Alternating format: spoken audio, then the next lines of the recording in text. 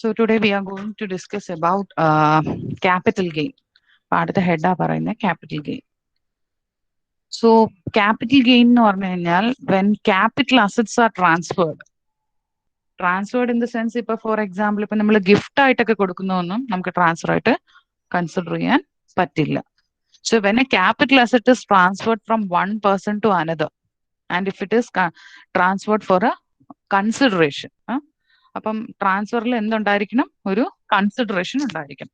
അപ്പൊ അങ്ങനെ ട്രാൻസ്ഫർ ചെയ്താൽ then the profit or gain earned from such A transfer, അതിനെയാണ് നമ്മൾ ക്യാപിറ്റൽ ഗെയിനിന്റെ സബ്ജക്ട് മാറ്റർ എന്ന് പറയുന്നത്. നമ്മൾ ഹൗസ് പ്രോപ്പർട്ടിക്കകത്ത് എന്താണ് സബ്ജക്ട് മാറ്റർ എന്ന് കണ്ട പോലെ ക്യാപിറ്റൽ ഗെയിൻ ഹെഡിനകത്തുള്ള സബ്ജക്ട് മാറ്റർ എന്ന് വെച്ച് കഴിഞ്ഞാൽ when a capital asset is transferred from one person to another person for a consideration, ആ പെർട്ടിക്കുലർ ട്രാൻസ്ഫറിൽ നിന്ന് കിട്ടുന്ന പ്രോഫിറ്റ് അല്ലെങ്കിൽ ഗെയിൻ, ആ പ്രോഫിറ്റ് അല്ലെങ്കിൽ ഗെയിൻ നമ്മൾ സാധാരണ ഒരു ബിസിനസ് ഇൻകം പോലെ ബിസിനസ് ഇൻകത്തിന്റെ ഹെഡിനകത്തൊന്നും എടുക്കരുത്. ക്യാപിറ്റൽ അസറ്റിന്റെ ട്രാൻസ്ഫറിൽ നിന്ന് കിട്ടുന്നതിനെ അതുമായിട്ട് റിലേറ്റ് ചെയ്ത് വരുന്ന പ്രോഫിറ്റിനെ we will consider only under the head capital gain. For example ഒരു അസസി ചെയ്യുന്ന ബിസിനസ് എന്ന് പറഞ്ഞു കഴിഞ്ഞാൽ മെഷീൻസ് വാങ്ങിച്ചിട്ട് സെല് ചെയ്യുകയാണെന്ന് വിചാരിക്കുക, ഹ്യൂജ് മെഷീൻസ്. അപ്പോ നമ്മുടെ ആക്ടിൽ പറയുന്ന ക്യാപിറ്റൽ അസറ്റിന്റെ ഡെഫിനിഷനകത്ത് വരുന്നതാണ് ഇപ്പോ ദാറ്റ് മെഷീൻ അല്ലെങ്കിൽ what ever be the capital asset he or she dealing with. Capital asset നമ്മുടെ ആക്ടിൽ പറയുന്ന, ഇൻകം ടാക്സ് ആക്ടിൽ പറയുന്ന ക്യാപിറ്റൽ അസറ്റ്സ് ഡിഫൈൻ ചെയ്തിട്ടുണ്ട്. ആ ഡെഫിനിഷനിൽ വരുന്ന ഒരു കാര്യമാണ് ബൈയും സെല്ലും ചെയ്യുന്നത് ഒരു അസസി എങ്കിൽ that income from business that will be considered under the head income from business. അങ്ങനത്തെ കേസിൽ നമ്മൾ ക്യാപിറ്റൽ അസറ്റിനെ സ്റ്റോക്ക് ഇൻ ട്രേഡ് ആയിട്ട് എടുക്കും. എന്ന് വെച്ച് കഴിഞ്ഞാൽ നമ്മൾ തന്നെ ഫിനാൻഷ്യൽ അക്കൗണ്ടിങ്ങിലൊക്കെ പഠിച്ചിട്ടുള്ളതാണ്. ഇപ്പൊ ഒരു ഫർണിച്ചർ ഡീല്, അപ്പൊ ഉറപ്പായിട്ടും അദ്ദേഹം എന്തായിരിക്കും ചെയ്യുന്നത്, ഫർണിച്ചേഴ്സ് വാങ്ങിയിട്ട് സെല്ല് ചെയ്യുകയായിരിക്കും, അല്ലെങ്കിൽ ഫർണിച്ചർ സ്വന്തമായി ചെയ്തിട്ട് അതിനെ സെല്ല് ചെയ്യായിരിക്കും. പക്ഷെ ഫർണിച്ചർ നമ്മുടെ കേസിൽ, അതായത് നോർമൽ കേസിൽ നമ്മൾ യൂണിവേഴ്സിറ്റി എടുത്താലും ബാക്കി എന്തൊരു കാര്യം എടുത്താലും അങ്ങനെ ഒരു എൻറ്റിറ്റിയെ സംബന്ധിച്ച് ഫർണിച്ചേഴ്സ് ആർ അസറ്റ്സ്. പക്ഷെ ഒരു ഫർണിച്ചർ ഡീലറിനെ സംബന്ധിച്ച് ഫർണിച്ചർ എന്ന് പറയുന്ന അയാളുടെ എന്തായിരിക്കും, ഒരു സ്റ്റോക്ക് മാത്രമായിരിക്കും. അതാണ് ഇവിടെ പറയുന്നത്. അതായത് ഒരാൾ ക്യാപിറ്റൽ അസറ്റിൽ ഡീൽ ചെയ്യുവാണ്, that is the main business is buying and selling of capital asset. അങ്ങനത്തെ കേസിൽ അതിന് നമ്മൾ എന്തായിട്ട് കാണും, ആ പർട്ടിക്കുലർ പേഴ്സന്റെ ബിസിനസ് ആക്ടിവിറ്റി ആയിട്ട് നമ്മൾ കൺസിഡർ ചെയ്യും. ഒരിക്കലും അതിൽ നിന്ന് കിട്ടുന്ന പ്രോഫിറ്റ് ഒന്നും നമ്മൾ ഈ ഹെഡിനകത്ത് എടുക്കില്ല. It will be treated just like A stock. ഇപ്പൊ ഹൗസ് പ്രോപ്പർട്ടി ഡീൽ ചെയ്യുന്ന ആള്, ഇപ്പൊ റിയൽ എസ്റ്റേറ്റിനകത്തോ അങ്ങനെയൊക്കെ, അതാണ് അയാളുടെ മെയിൻ ബിസിനസ് എങ്കിൽ അത് അയാളുടെ ഏത് ഹെഡിനകത്ത് എടുക്കും, ഇൻകം ഫ്രം ബിസിനസ്സിൽ എടുക്കും.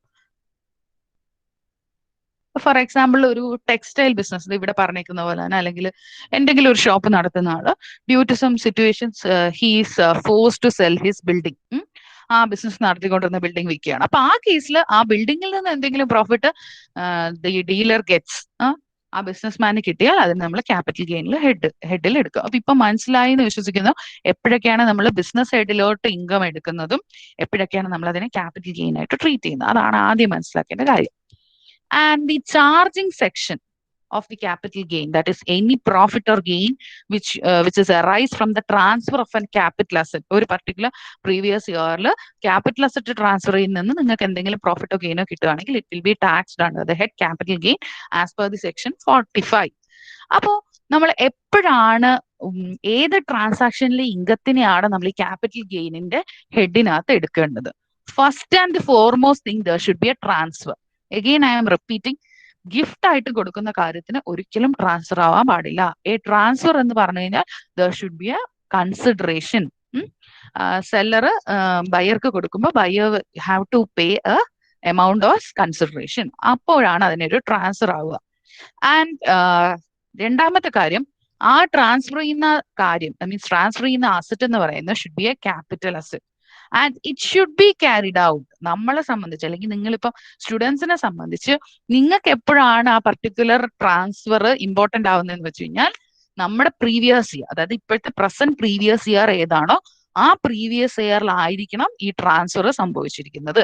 എങ്കിൽ മാത്രമേ നമ്മൾ ഈ ഹെഡിന്റെ അകത്ത് അല്ലെങ്കിൽ ക്യാപിറ്റൽ ഗെയിൻ എന്ന് പറയുന്ന ഹെഡിനകത്തേക്ക് ഇൻകം എടുക്കുകയുള്ളൂ. ഏത് income? The profit or gain which arises from the transfer of A capital asset. അപ്പൊ വാട്ട് ഇസ് ക്യാപിറ്റൽ ഗെയിൻ എന്ന് പറയുന്നത് അതിൽ നിന്ന് ക്ലിയർ ആയെന്ന് വിശ്വസിക്കുന്നു. So what is a capital asset? പിന്നെ അടുത്ത ക്വസ്റ്റ്യൻ എന്ന് പറഞ്ഞാൽ എന്താണ് ഈ ക്യാപിറ്റൽ അസറ്റ്? ക്യാപിറ്റൽ അസറ്റ് എന്ന് പറഞ്ഞു കഴിഞ്ഞാൽ മൂവബിൾ ആവാം, ഇമ്മൂവബിൾ ആവാം, ടാഞ്ചിബിൾ ആവാം, ഇൻടാഞ്ചിബിൾ ആവാം. Sometimes it can be also our personal assets. ചിലപ്പോൾ അത് ഒരു ബിസിനസ്, ഒരു അസസിയുടെ ബിസിനസ്സുമായിട്ട് റിലേറ്റഡ് ആയിരിക്കും. ഇപ്പം നമ്മൾ അപ്പോഴേ പറഞ്ഞ പോലെ ഒരു ഫർണിച്ചർ ഡീലറോ അല്ലെങ്കിൽ ഒരു ടെക്സ്റ്റൈൽ ഷോപ്പ് നടത്തുന്ന ആളോ അല്ലെങ്കിൽ ഏതെങ്കിലും ഒരു ബിസിനസ്സിൽ എൻഗേജ് ചെയ്തിരിക്കുന്ന ഒരാളെ സംബന്ധിച്ച് അയാൾ സ്വന്തം ബിൽഡിങ്ങിലാണ്, അയാളുടെ ഓൺ പ്രോപ്പർട്ടിയിലാണ്, ഓൺ ബിൽഡിങ്ങിലാണ് ബിസിനസ് കണ്ടക്ട് ചെയ്യുന്നതെങ്കിൽ that building is treated as A capital asset. അപ്പൊ ഇവിടെ പറയുന്നതെന്ന് പറഞ്ഞു കഴിഞ്ഞാൽ ഇപ്പൊ എനിക്ക് എന്റെ സ്വന്തം പേരിൽ ഒരു വീടുണ്ടെന്ന് വിചാരിക്കുക, then that is a capital asset for me. അപ്പോ ക്യാപിറ്റൽ അസറ്റ് എന്നുകൊണ്ട് ഉദ്ദേശിക്കുന്നത് അത് മൂവബിൾ ആവാം, ഇമ്മൂവബിൾ ആവാം. It may be sometimes related to the business of the assessing, compulsory ആയിട്ട് റിലേറ്റഡ് ആവണം എന്നില്ല. അപ്പോ right to get shares, right shares, അതായത് ദെൻ അഗ്രികൾച്ചറൽ ലാൻഡിൽ നിൽക്കുന്ന trees, goodwill, then carriage permits, trade marks, ഇത് these all can also be considered as our capital assets. ഇതെല്ലാം capital assets ആണ്. അതായത് ഇവരിവിടെ ക്ലിയർലി പറഞ്ഞേക്കുന്നതെന്ന് വെച്ച് കഴിഞ്ഞാല് ഇങ്ങനെ എടുത്തു പറയാൻ കാര്യം ഒരു കൺഫ്യൂഷൻ വരാതിരിക്കാൻ. അപ്പൊ അതിപ്പോ എനിക്കൊരു സ്ഥലമുണ്ട്, അപ്പം അത് അഗ്രികൾച്ചർ പർപ്പസിന് വേണ്ടി യൂസ് ചെയ്യണം. അപ്പൊ അവിടെ നിൽക്കുന്ന മരങ്ങൾ, അപ്പൊ ആ മരങ്ങളെല്ലാം എന്താണ്, it is also be treated as capital assets. There are some assets which are not treated as capital asset. അത് പഠിക്കുന്നതായിരിക്കും കുറച്ചും കൂടെ നല്ലത്. ഏതൊക്കെയാണെന്ന് പറഞ്ഞു കഴിഞ്ഞാൽ നമ്മൾ ലിസ്റ്റ് എഴുതി ഇന്നൊന്നും തീരത്തില്ല. അപ്പം better U take note of this. This is very important theory part. The assets which are not treated as or not considered as capital asset. നമ്മൾ അപ്പോഴേ പറഞ്ഞ പോലെ ഒരു ഫർണിച്ചർ, എന്താണ്, ഫർണിച്ചറിൽ ഡീൽ ചെയ്യുന്ന ഒരു കാർപ്പൻറ്ററോ അയാളെ സംബന്ധിച്ച് ഫർണിച്ചർ ആയിട്ടുള്ള ഇപ്പം റോ മെറ്റീരിയൽ ആയിരിക്കുന്ന വെറും വുഡൻ പീസ് ആയിക്കോട്ടെ, അല്ലെങ്കിൽ കംപ്ലീറ്റ് ചെയ്ത ഒരു ചെയറോ ടേബിളോ whatever be the furniture, അതെല്ലാം അയാളെ സംബന്ധിച്ച് എന്താണ്, സ്റ്റോക്ക് ഇൻ ട്രേഡ് ആണ്. ദെൻ ഞാൻ അപ്പോഴേ പറഞ്ഞ പോലെ റോ മെറ്റീരിയൽ ആവാം, കൺസ്യൂമബിൾ സ്റ്റോഴ്സ് ആവാം, which are held for business or profession. ഒരു ബിസിനസ് നടത്താനോ പ്രൊഫഷൻ നടത്താനോ വേണ്ടിയിട്ട് നമ്മൾ യൂസ് ചെയ്യുന്ന റോ മെറ്റീരിയലോ സ്റ്റോക്കോ ഒക്കെ ക്യാപിറ്റൽ അസറ്റ്സ് അല്ല. Second thing, the personal effects which you wear, that is apparel, furniture, home appliances, excluding jewellery, silver, gold, platinum and other precious മെറ്റൽസിനകത്തുള്ള ജ്വല്ലറീസ്, അതൊന്നും അത് എക്സ്ക്ലൂഡഡ് ആയിട്ടുള്ള ബാക്കിയെല്ലാം പേഴ്സണൽ ഇഫക്ട്സ്. അസസിങ് ഓഫീസർക്ക് ഡിറ്റർമൈൻ ചെയ്യാം ഒരു asset whether is an asset is held for personal use or not എന്നുള്ളത്. Third thing, agriculture land situated in rural area. ഈ റൂറൽ ഏരിയ എന്തൊക്കെയാണെന്നൊക്കെ പിന്നീട് ഡീറ്റെയിൽഡ് ആയിട്ട് പറയുന്നുണ്ട്, അത്രയും ഡെപ്തിലോട്ടൊന്നും പോകണ്ട. അർബൻ ഏരിയയിലുള്ള land, agriculture land is capital asset, പക്ഷേ റൂറൽ ഏരിയയിലുള്ളതല്ല. പിന്നെ ഡിഫൻസ്, അതായത് സർട്ടൻ ബോൺസ്, അതൊന്നും ക്യാപിറ്റൽ അസറ്റ് അല്ല.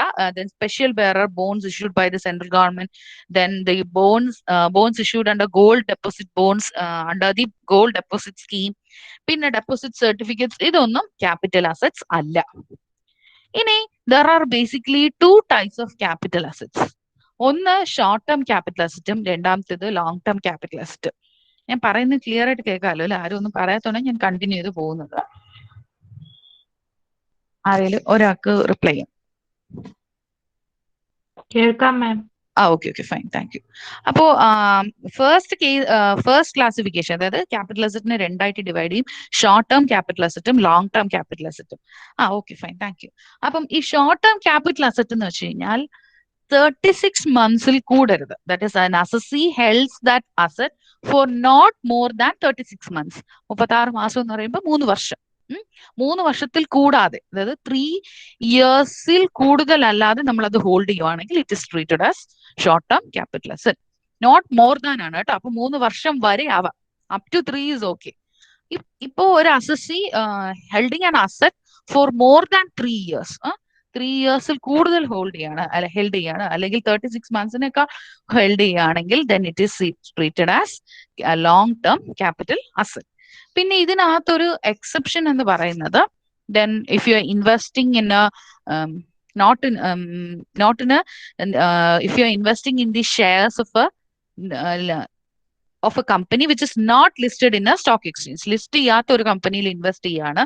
അപ്പൊ ലിസ്റ്റ് മീൻസ് സെക്യൂരിറ്റിയിലുള്ള investment, then mutual fund, units of UTI or any approved mutual funds, then zero coupon bonds, ഇതിലൊക്കെ നിങ്ങൾ ഇൻവെസ്റ്റ് ചെയ്യുകയാണെങ്കിൽ ഈ 36 months എന്നുള്ളത് 12 months ആയിട്ട് കുറയും. എന്ന് വെച്ച് കഴിഞ്ഞാൽ A short term capital asset എന്ന് പറയുന്നത് which is not held for 12 months and it will be treated as long term capital asset when it is held for more than 1 year. അതായത് 12 മാസത്തിൽ താഴെയാണ് നിങ്ങൾ ഒരു സീറോ കൂപ്പൺ ബോണ്ട് വാങ്ങിച്ചു വെക്കുകയോ അല്ലെങ്കിൽ ഒരു മ്യൂച്വൽ ഫണ്ടിലോ ഇൻവെസ്റ്റ് ചെയ്താൽ അതിനെ നിങ്ങൾ ഷോർട്ട് ടേം ക്യാപിറ്റൽ അസറ്റ് ആയിട്ട് എടുക്കും.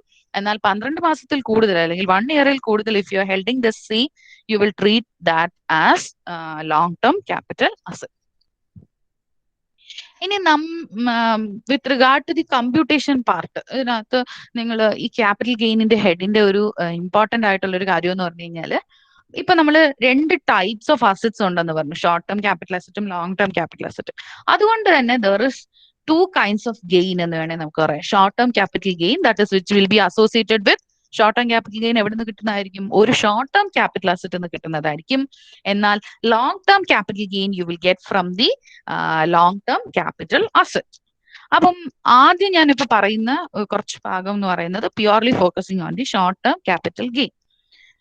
അപ്പോ ക്യാപിറ്റൽ ഗെയിൻ ഒക്കെ അവിടെ നിൽക്കട്ടെ, അതിനു മുന്നേ നമുക്കൊരു ബേസിക് ആയിട്ടുള്ള ഒരു ലോജിക്ക് വെച്ച് നോക്കാം. എങ്ങനെയാണ് നമ്മൾ സാധാരണ, ഇപ്പൊ four example you R owning A on house, കഴിഞ്ഞ വർഷം വാങ്ങിച്ചതേ ഉള്ളൂ, 3 വർഷമൊന്നും ആവില്ല, കഴിഞ്ഞ വർഷം വാങ്ങി ഈ വർഷം വിൽക്കുവാണെങ്കിൽ ഒരു 1 year പോലും തികഞ്ഞില്ലെന്ന് വിചാരിച്ചോളാം. സപ്പോസ് കുറച്ച് ആവശ്യങ്ങൾ കാരണം you are going and settling at abroad, ഒരു സ്ഥലത്ത് നല്ല ജോലി കിട്ടി, യു ആർ ഗോയിങ് എബ്രോഡ്, അപ്പൊ നിങ്ങൾ you are forced to sell the house. അപ്പൊ അങ്ങനെ ഒരു സിറ്റുവേഷനിൽ നിങ്ങൾ സെല് ചെയ്യുകയാണെങ്കിൽ നിങ്ങൾ എന്തായിരിക്കും ചെയ്യുക?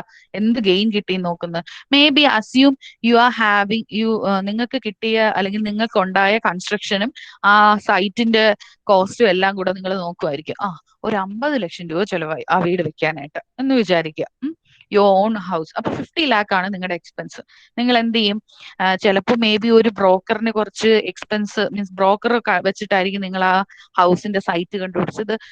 അല്ലാതെ നിങ്ങൾക്ക് കുറച്ച് എക്സ്പെൻസസ് ഉണ്ടായിട്ടുണ്ടെന്ന് വിചാരിക്കുക. മേ ബി പെട്ടെന്ന് സെയിൽ ആവാൻ വേണ്ടി നിങ്ങൾ OLX-ലിട്ടു, അങ്ങനെ കുറെ പ്ലാറ്റ്ഫോംസിലിട്ടു. ഇതൊന്നും കൂടാതെ പത്രത്തിലും കൂടെ പരസ്യം കൊടുത്തു. ഇതിനെല്ലാം ചെലവുണ്ട്. പത്രത്തിലെ പരസ്യത്തിന് എന്തായാലും ചെലവുണ്ട്, ബാക്കിയുള്ള കാര്യത്തിൽ ഇല്ലെങ്കിലും.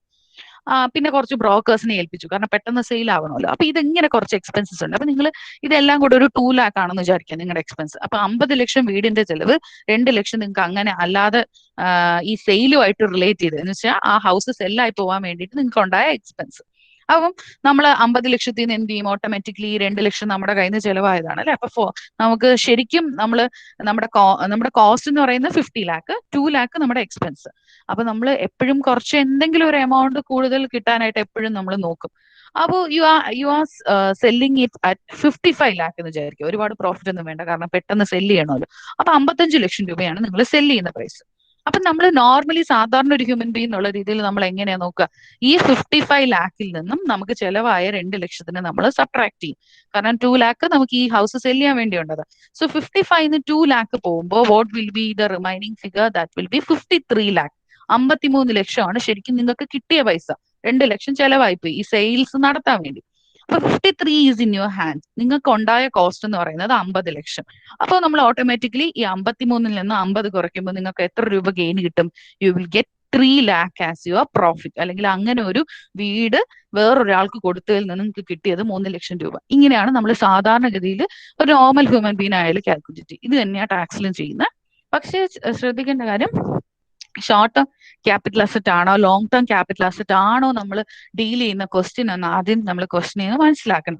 അതിനുള്ള ഒരു കാരണം എന്ന് പറഞ്ഞു കഴിഞ്ഞാൽ, ഇപ്പം ഞാൻ ഇപ്പൊ പറഞ്ഞ എക്സാമ്പിൾ എന്ന് വെച്ചാൽ വളരെ എളുപ്പമായിരുന്നു. കാരണം കഴിഞ്ഞ വർഷം നിങ്ങൾ കൺസ്ട്രക്ഷൻ കംപ്ലീറ്റ് ചെയ്ത് ഈ വർഷം കൊടുക്കുന്നു. It's very easy. കാരണം അവിടെ ഒരു മണി വാല്യൂ ഉണ്ടായ ചേഞ്ച് ഒന്നുമില്ല. അപ്പോ ഷോർട്ട് ടേം ക്യാപിറ്റൽ അസറ്റ് ആണെങ്കിൽ ഞാൻ ഈ പറഞ്ഞ പോലെ ഫുൾ വാല്യൂ ഓഫ് കൺസിഡറേഷൻ എന്ന് വെച്ച് കഴിഞ്ഞാൽ നിങ്ങൾ എത്ര രൂപയ്ക്കാണോ സെല് ചെയ്യുന്നത് ആ സെയിൽ പ്രൈസിൽ നിന്നും നിങ്ങളിപ്പോ അക്വയർ ചെയ്തു, ആരുടെങ്കിലും കയ്യിൽ നിന്ന് വീടായിട്ട് വാങ്ങിയതാണെന്ന് വിചാരിക്കുക, അല്ലെങ്കിൽ the cost which you have incurred for the construction as well as എന്താണ് കോസ്റ്റ് ഓഫ് അക്യൂസിഷൻ നമ്മൾ കാണും. ആ കോസ്റ്റ് ഓഫ് അക്യൂസിഷൻ മോസ്റ്റ്ലി ഇത് പർച്ചേസ് പ്രൈസിനാണ് അക്യൂസിഷൻ എന്ന് പറയുന്നത്. ആ എമൗണ്ട് കുറയ്ക്കും. ചിലപ്പോൾ വീടായിട്ട് വാങ്ങിയതാണെങ്കിൽ നമ്മുടേതായ കൺവീനിയൻസിന് വേണ്ടി വി വിൽ പുട്ട് അല്ലെങ്കിൽ add on something to that house, എന്തെങ്കിലും നമ്മൾ ആഡ് ചെയ്യും. അതാണ് ഇംപ്രൂവ്മെന്റ് എന്ന് പറയുന്നത്. അതിനെ നമ്മൾ മൈനസ് ചെയ്യും.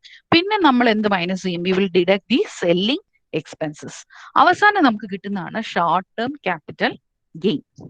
ഈ രീതിക്കാണ് നമ്മൾ ക്യാപിറ്റൽ ഗെയിൻ കാൽക്കുലേറ്റ് ചെയ്യുന്നത്. So what is cost of acquisition? Very important for 1 mark. Cost of acquisition എന്താണ്, ക്യാപിറ്റൽ അസറ്റ് എന്താണ്, കോസ്റ്റ് ഓഫ് ഇംപ്രൂവ്മെന്റ്, ഇതൊക്കെ ഷോർട്ട് ക്വസ്റ്റിന് വരാൻ ചാൻസ് ഉണ്ട്. Cost of acquisition and cost of improvement നമ്മൾ അപ്പോഴേ പറഞ്ഞു, നമ്മുടെ സെയിൽ പ്രൊസീഡ്സ് നമ്മൾ ആ വാല്യൂവിനെ കുറയ്ക്കും in order to find out the capital gain. Cost of acquisition means നമ്മൾ പർച്ചേസ് ചെയ്യുകയോ കൺസ്ട്രക്ട് ചെയ്യുകയോ അല്ലെങ്കിൽ വേറൊരാളുടെ കയ്യിൽ നിന്ന് അക്വയർ ചെയ്യുകയോ ഒക്കെ ചെയ്യുന്നതിന് നമുക്ക് ഉണ്ടാകുന്ന കോസ്റ്റ് ആണ്.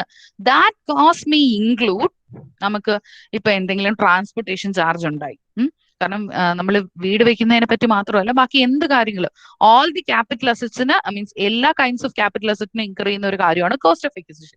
അപ്പൊ ചിലപ്പോൾ ചില മെഷീൻസ് ഒക്കെയാണ് നമ്മുടേതെങ്കിൽ കോസ്റ്റ് ഓഫ് അക്വിസിഷൻ എന്ന് പറയുന്നത് നമ്മൾ അക്കൗണ്ട്സിനകത്ത് ചെയ്യുന്ന പോലെ എന്തായിരിക്കും, നമുക്ക് ആ പെർട്ടിക്കുലർ മെഷീൻ ഏത് പ്ലേസിലാണോ ഇരിക്കുന്നത് അവിടെ നിന്നും നമ്മൾ യൂസ് ചെയ്യുന്ന പ്ലേസിലേക്ക് കൊണ്ടുവരുന്ന അതുമായിട്ട് റിലേറ്റ് ചെയ്ത് എല്ലാ എക്സ്പെൻസിനെയും നമുക്ക് യു ക്യാൻ ആഡ്. അതുപോലെ തന്നെയാണ് ഇവിടെയും cost of acquisition can include all the expenditure incurred to buy the asset, അതുപോലെ ഇൻസ്റ്റാൾ ചെയ്യാൻ, പിന്നെ എന്തെങ്കിലും if you have taken any loan to acquire that asset, ആ അസറ്റ് വാങ്ങാൻ വേണ്ടി നിങ്ങൾ എന്തെങ്കിലും അക്വിസിഷന് വേണ്ടിയിട്ട് ലോൺ എടുത്തിട്ടുണ്ടെങ്കിൽ ഇൻട്രസ്റ്റ് ഓൺ ലോൺ, നിങ്ങൾ എടുക്കുന്ന ഡേറ്റ് വരെയുള്ള ഡേറ്റ് ഓഫ് അക്വിസിഷൻ വരെയുള്ള ലോണിന്റെ interest, all these you can claim, അല്ലെങ്കിൽ ഇതിനെല്ലാം കൂടെ ചേർത്തിട്ടാണ് നമ്മൾ എന്തായിട്ട് എടുക്കുക, കോസ്റ്റ് ഓഫ് അക്വിസിഷൻ.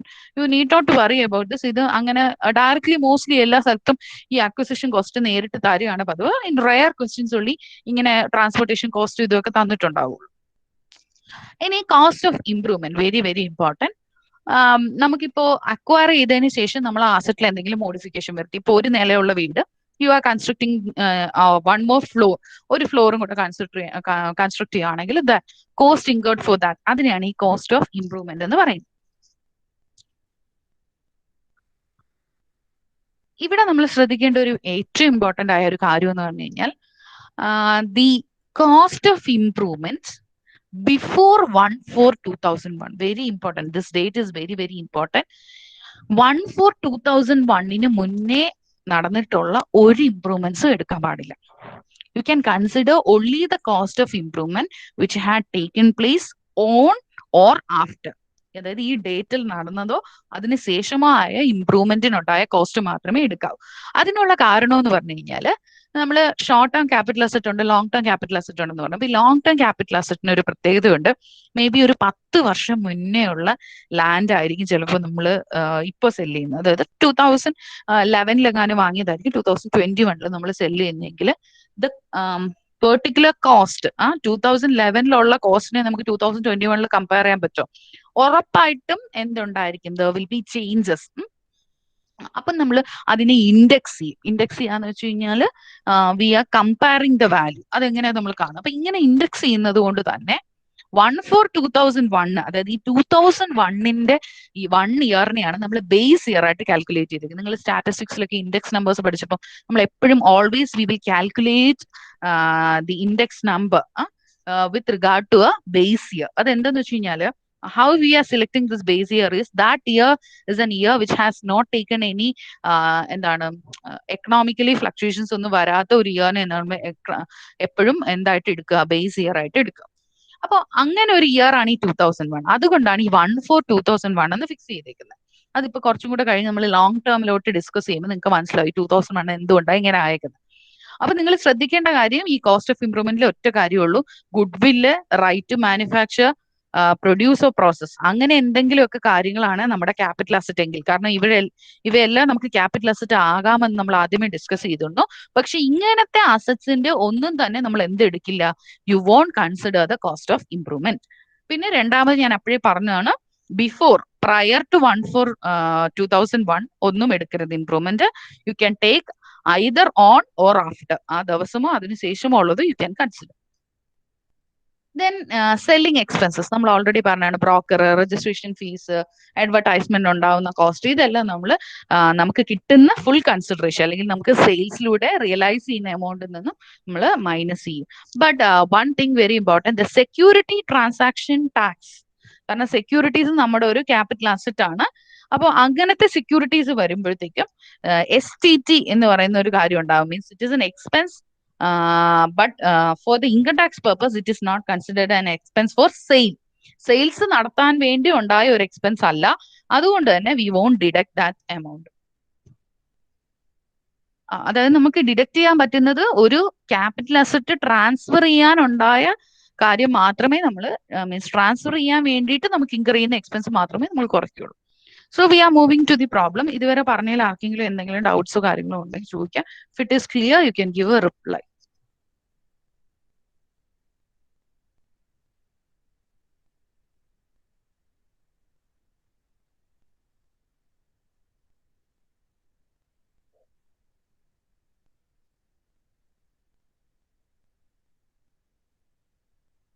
Okay.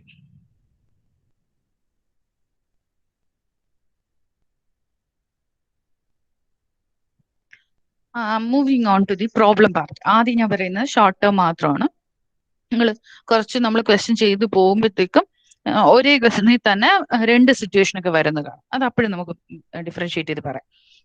അപ്പൊ ആദ്യം പറയുന്നത് we are focusing only on the short term capital asset. അതെ, നിങ്ങൾക്ക് മനസ്സിലാവാനും കൂടെ വേണ്ടിയിട്ടാണ് ഇങ്ങനെ ഡിവൈഡ് ചെയ്തിട്ടേക്കുന്നത്. So a firm is dissolved. It's one short term capital asset. അപ്പൊ ഈ ക്വസ്റ്റ്യൻ ആദ്യത്തെ ആയതുകൊണ്ട് കുറച്ച് സിമ്പിൾ ആയിരിക്കും. ഡയറക്ട്ലി ക്വസ്റ്റ്യനിൽ തന്നെ പറഞ്ഞിട്ടുണ്ട് ആ അസറ്റ് ഒരു ഷോർട്ട് ടേം ക്യാപിറ്റൽ അസറ്റ് ആണ്. അതിന്റെ കോസ്റ്റ് എന്ന് പറയുന്നത് 1 lakh and it is taken over by a partner at an agreed price of 1,10,000, whereas the fair market value of the asset is 1,50,000. അപ്പോൾ എഗ്രീഡ് പ്രൈസും ഉണ്ട്, ഫെയർ മാർക്കറ്റ് വാല്യൂ ഉണ്ട്. നമ്മുടെ ക്വസ്റ്റനിൽ പറഞ്ഞിരിക്കുന്നത് we were asked to calculate the amount of capital gain. നമുക്ക് എത്ര amount ആണ് ക്യാപിറ്റൽ ഗെയിൻ ആയിട്ട് റിയലൈസ് ചെയ്തത് എന്ന് കാൽക്കുലേറ്റ് ചെയ്യാനാണ് പറഞ്ഞിരിക്കുന്നത്. അപ്പൊ starting with the first factor എന്ന് പറഞ്ഞു കഴിഞ്ഞാൽ നമ്മൾ എപ്പോഴും പറഞ്ഞു we will start A problem with the value. അപ്പൊ ഇവിടെ നിങ്ങൾക്ക് ഒരു ഡൗട്ട് ഉണ്ടാവും, അവിടെ ഒരു പാർട്ട്ണർ ആണ് ഒരു അസറ്റ് എഗ്രി ചെയ്യുന്ന മീൻസ് ടേക്ക് ഓവർ ചെയ്യാമെന്ന്. So which value will consider? അയാൾ എടുക്കുന്ന വാല്യൂ ആണോ or the fair market value? You have to consider the value whichever is higher. അതായത് agreed price or the fair market value whichever is higher, അതാണ് നമ്മൾ എടുക്കേണ്ടത്. അപ്പൊ ഈ ക്വസ്റ്റ്യനകത്ത് ദ ഫെയർ മാർക്കറ്റ് വാല്യൂ ആണ് highest value. അപ്പൊ you will consider that one. Okay, 1,50,000 ആണ് നമ്മുടെ സെയിൽ പ്രൊസീഡ്സ് എന്ന് നമുക്ക് അസ്യൂം ചെയ്യാം. ഇതിന്റെ കോസ്റ്റ് തന്നിട്ടുണ്ട് 1 lakh. അപ്പൊ നമ്മൾ ക്യാപിറ്റൽ ഗെയിൻ കണ്ടുപിടിക്കാൻ ഈ ക്വസ്റ്റ്യൻ സിമ്പിൾ ആയതുകൊണ്ട് തന്നെ എന്ത് ചെയ്താൽ മതി? യു ജസ്റ്റ് സബ്ട്രാക്ട് 1,50,000 നിന്നും 1 lakh മൈനസ് ചെയ്യും. So the answer will be like this: fair market value of the asset minus cost. So you will get the value of capital gain. Moving to the second question. നമുക്ക് ചെയ്യാനായിട്ടുള്ള question വരും, അപ്പൊ നമുക്ക് work out ചെയ്യാം. A non resident remitted $25,000 to India to purchase shares in an Indian company, or you can read it as $25,000. Okay. At the time of purchase of shares, the prescribed rate of exchange was 30. Okay. Exchange of shares was rupees 30. അത് agree ചെയ്ത സമയത്താണ് shares sell ചെയ്തു in the market at 13. It is not rupees, actually it is dollar. ഡോളറിനെ convert ചെയ്ത് റുപ്പിയിലാക്കി തന്നേക്കാണ് 13,80,000. കാരണം cell ചെയ്യുന്നത് ആ മാർക്കറ്റിലാണ്. നോൺ റെസിഡന്റ് അയാൾക്ക് അവിടെ ഉണ്ടായിരുന്ന ഷെയർസ് മീൻസ് ഏതോ രാജ്യത്ത് നിൽക്കുന്ന ഒരു നോൺ റെസിഡന്റ് ആയ പേഴ്സൺ അവിടെ കിട്ടിയ എമൗണ്ടിനെ ഹീസ് റെമിറ്റിംഗ് ടു ഇന്ത്യ. അപ്പൊ ഈ ഷെയർസ് സെല് ചെയ്തു എന്ന് ഈ പറയപ്പെടുന്ന എമൗണ്ട് 13,80,000 എന്ന് പറയുന്നത് ഇറ്റ്സ് ഡോളർ വാല്യൂ ആണ് തന്നിരിക്കുന്നത്. നമ്മുടെ ക്വസ്റ്റ്യനിൽ ഒരു കാര്യം കൂടെ പറഞ്ഞിട്ടുണ്ട്. At the time of sale the prescribed rate of exchange was 60. അതായത് സെയിൽ ചെയ്ത ദിവസത്തെ എക്സ്ചേഞ്ച് റേറ്റ് എന്ന് പറയുന്നത് 60 ആണ്. നമ്മുടെ കമ്പ്യൂട്ട് ദ ക്യാപിറ്റൽ ഗെയിൻ എന്നാ പറഞ്ഞിരിക്കുന്നത്. The person is remitting to India. പിന്നെ അതുപോലെ നമ്മൾ ഇൻകം ടാക്സ് ആക്ട് പ്രകാരം നമ്മൾ വേറെ ഡോളേഴ്സിലൊന്നും ചെയ്യത്തില്ല. I will always work out the problems only in Indian rupee. അപ്പൊ അതുകൊണ്ട് തന്നെ 13,80,000 രൂപ ആണ് ഡോളറിൽ വാല്യൂ. നമ്മുടെ അടുത്ത് ഒരു കാര്യവും പറഞ്ഞിട്ടുണ്ട് 60 rupees ആണെന്ന്. So how will you find out the value in Indian rupee? എന്ത് ചെയ്താൽ മതി? ദ എമൗണ്ട് യു ഗെറ്റ് 13,80,000 അതിനെ എന്തുകൊണ്ട് ഡിവൈഡ് ചെയ്യുക? You divide it with rupees 60. So what is the answer? It is 23,000. Okay, Indian റുപ്പിയിലാണ് തന്നേക്കുന്നത്. But he is remitting to India. ഇന്ത്യയിലോട്ട് വരുന്ന റെമിറ്റൻസ് എന്തിലാ തന്നേക്കുന്നത്? ഡോളറിലാ തന്നേക്കുന്നത്. ക്ലിയർ? ഒന്നും കൂടെ പറയാം. ഇവിടെ തന്നേക്കുന്ന ഈ വാല്യൂ എന്ന് പറയുന്നത് ഇന്ത്യൻ റുപ്പിയിലാണ്. It's okay. But the amount which he remits to India is given in dollars. അതുകൊണ്ടാണ് നമ്മൾ ഇന്ത്യൻ റുപ്പി തന്നതിനെ തിരിച്ച് എന്തിലോട്ട് കൺവേർട്ട് ചെയ്യുന്നത്? ഡോളറിലേക്ക് കൺവേർട്ട് ചെയ്യുന്നത്. അപ്പൊ $23,000 ആണ് എന്ത് ചെയ്തേക്കുന്നത്? സെയിൽ ചെയ്ത് കിട്ടിയ എമൗണ്ട്. ക്വസ്റ്റ്യനിൽ പറഞ്ഞേക്കുന്ന കോസ്റ്റ് എന്ന് പറയുന്നത് 25 ആണ്, 25,000. Okay, so the loss is 2,000.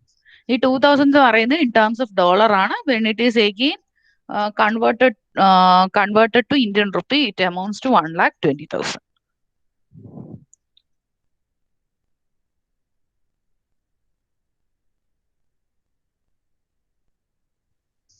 So this is the case of short-term capital assets. Okay.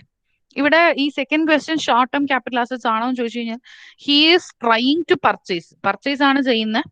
സെയിലും ചെയ്യുന്നുണ്ട് ഉടനെ തന്നെ. നമുക്ക് ഡേറ്റും കാര്യങ്ങളൊന്നും മെൻഷൻ ചെയ്തിട്ടില്ല. അതുകൊണ്ടാണ് നമ്മൾ it is assume to be short term in nature. നമുക്ക് വേറെ ഡീറ്റെയിൽസ് ഒന്നും ഇല്ല.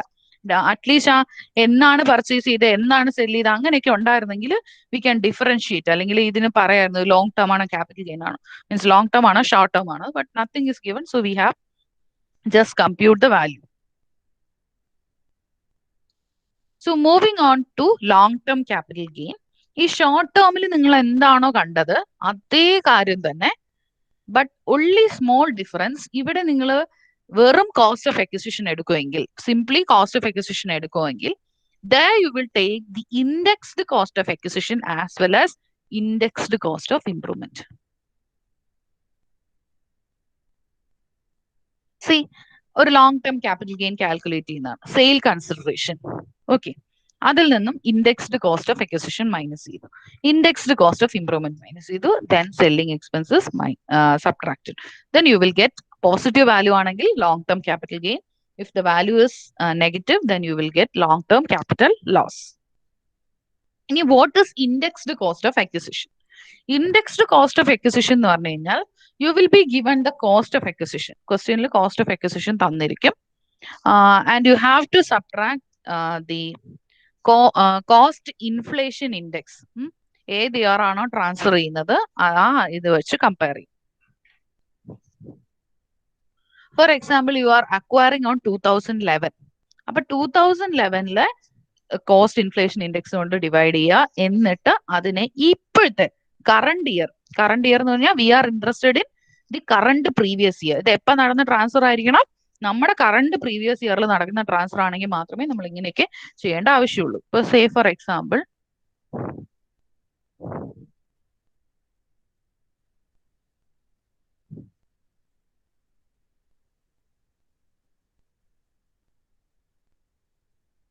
Indexed cost of acquisition. ഞാൻ എളുപ്പത്തിന് വേണ്ടിയാണ് ഇങ്ങനെ ഷോർട്ട് ഫോം യൂസ് ചെയ്യുന്നത്. ഇപ്പൊ അക്വയർ ചെയ്ത ഡേറ്റ് 2011 ആണ് എന്ന് വിചാരിക്കാം. And this is the year we are interested in 1920. അതാണല്ലോ നമ്മുടെ കറണ്ട് പ്രീവിയസ് ഇയർ എന്ന് പറയുന്നത്. Current previous year. അപ്പൊ 2011 ഇപ്പൊ ഇവിടെ വാല്യൂ, അക്വയർ ചെയ്ത വാല്യൂ എന്താണോ കോസ്റ്റ് ഓഫ് അക്വിസിഷൻ എന്താണോ അത് എഴുതും, ഡിവൈഡഡ് ബൈ 2011 ഇൻഡെക്സ്. അത് നിങ്ങൾക്ക് എല്ലാ ക്വസ്റ്റ്യനിലും ഇൻഡെക്സ് എത്രയാണ് തന്നിരിക്കുന്നത്. This is the index. 2011 എന്ന് പറയുന്നത് കുറച്ചുകൂടെ സ്പെസിഫിക് ആവാൻ വേണ്ടിയിട്ട് 2011-12 അങ്ങനെയൊക്കെ. അപ്പോൾ this index value will be given in your question. അപ്പൊ 11-12 184 ആണ്, ഇപ്പോഴത്തത് 289 ആണ്. ഓക്കെ, അപ്പൊ 184 ഇവിടെ എഴുതും. അതായത് ഏത് വർഷം അക്വയർ ചെയ്തോ ആ വർഷത്തെ ഇൻഡെക്സ് ഇൻറ്റു അവർ പ്രസന്റ് കോസ്റ്റ് ഇൻഫ്ലേഷൻ ഇൻഡെക്സ് 289. അത് മാത്രം വേണമെങ്കിൽ നിങ്ങൾക്ക് ഓർത്ത് വെക്കാം. The previous year in which you are dealing with, അല്ലെങ്കിൽ നമ്മുടെ ഇപ്പോഴത്തെ കറണ്ട് പ്രീവിയസ് ഇയർ എന്ന് പറയുന്നതിന്റെ വാല്യൂ 289 ആണ്. ഇതേ കേസ് തന്നെ ഇംപ്രൂവ്മെന്റിന് വരുമ്പോഴും ഇൻഡെക്സ്ഡ് കോസ്റ്റ് ഓഫ് ഇംപ്രൂവ്മെന്റ് എന്ന് പറയുന്നത് ഏത് വർഷമാണോ ഇംപ്രൂവ് ചെയ്യുന്നത് ആ ഇംപ്രൂവ്മെന്റിനുണ്ടായ cost that is cost of improvement divided by, ഇപ്പൊ ഇതേ കാര്യം അസ്യൂം ചെയ്യുക, ഇംപ്രൂവ്മെന്റ് നടന്നത് 1516 വിചാരിക്കുക. ഓക്കെ, അപ്പൊ ഇതിന്റെ ഇൻഡെക്സ് വാല്യൂ നോക്കുക. 1516 ഇൻഡെക്സ് വാല്യൂ 254. അപ്പൊ 254 ഇൻറ്റു ഇപ്പോഴത്തെ ട്രാൻസ്ഫർ നടന്ന ഇയർ. എപ്പോൾ ട്രാൻസ്ഫർ നടക്കണം?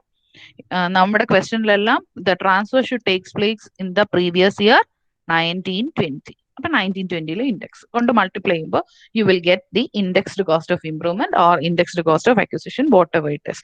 ഇങ്ങനെയാണ് ഇൻഡെക്സ്ഡ് കോസ്റ്റ് ഓഫ് അക്വിസിഷനും ഇംപ്രൂവ്മെന്റും കണ്ടുപിടിക്കുന്നത്. This will be given in the question. പക്ഷെ ഈ കാര്യം മാത്രം പഠിക്കാം. 1920.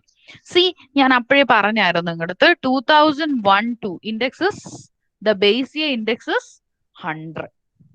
അതായത് ഇതിലെ മീനിങ് എന്ന് വെച്ച് കഴിഞ്ഞാൽ 100 റുപ്പി വാല്യൂ ഉള്ള ഒരു കാര്യം, വാട്ട് എവർ ഇറ്റ് ഇസ്, ഇത് ഇൻഫ്ലേഷൻ ഇൻഡെക്സ് ആണ്. അപ്പൊ 2001 100 റുപ്പി വാല്യൂ ഉള്ള ഒരു സംഭവം ഇപ്പൊ എത്ര വാല്യൂ ഉണ്ട് due to inflation? It has raised to 289. എന്ന് വെച്ച് കഴിഞ്ഞാൽ അങ്ങനെയാണ് നമ്മൾ ഹോൾസെയിൽ പ്രൈസ് ഇൻഡെക്സിന്റെ ബേസിസിലൊക്കെയാണ് ഇൻഫ്ലേഷൻ കാൽക്കുലേറ്റ് ചെയ്തിടുന്നത്. ബേസ് ഇയർ 2001-2 ആയതുകൊണ്ടാണ് 1/4/2001 ശേഷമുള്ള ഇംപ്രൂവ്മെന്റ് മാത്രമേ നമ്മൾ കൺസിഡർ ചെയ്യാവൂ എന്ന് അപ്പോഴേ ഡിസ്കസ് ചെയ്തു. ഇനി സർട്ടൺ കേസസിൽ you need not to index, നമ്മൾ ഇപ്പൊ ഈ പറഞ്ഞ പ്രോസസ്സ് ചെയ്യണ്ട.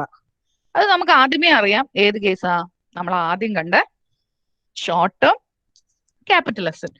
അതിന് ഇതിന്റെ ആവശ്യമൊന്നുമില്ല. കാരണം നമ്മൾ അപ്പോഴേ പറഞ്ഞു, ഒരു അസറ്റ് എപ്പോഴാ ഷോർട്ട് ടേം ക്യാപിറ്റൽ അസറ്റ് ആവുന്നേ? If you are transferring it within a period of 36 months, 3 വർഷത്തിനുള്ളിൽ നിങ്ങൾ വാങ്ങിച്ച ഒരു ക്യാപിറ്റൽ അസറ്റ് നിങ്ങൾ ട്രാൻസ്ഫർ ചെയ്യുവാണെങ്കിൽ then it is treated as a short term capital asset. That is, you are holding it. Transfer അല്ല, നിങ്ങൾ 3 വർഷത്തിൽ കൂടുതൽ ഹോൾഡ് ചെയ്യാതിരുന്നാൽ അതിനെ നമ്മൾ ഷോർട്ട് ടേം ക്യാപിറ്റൽ അസറ്റ് ആയിട്ട് ട്രീറ്റ് ചെയ്യും. അപ്പൊ ആ കേസിൽ ഇൻഡെക്സ് ചെയ്യണ്ട. If you are investing in the debentures or bonds, equity shares, then units of equity oriented fund കേട്ടോ, എല്ലാ മ്യൂച്വൽ ഫണ്ട്സും അല്ല, equity oriented funds, business trust, അങ്ങനെയൊക്കെ ഉള്ള കേസസിലൊക്കെ ആണെങ്കിൽ you need not to index. അതായത് ഇങ്ങനെ ചെയ്യുന്ന ഇൻഡെക്സ്ഡ് കോസ്റ്റ് ഓഫ് അക്വിസിഷൻ ചെയ്യേണ്ട ആവശ്യം ഇല്ല. So there ends our theory part. Moving on to the problem.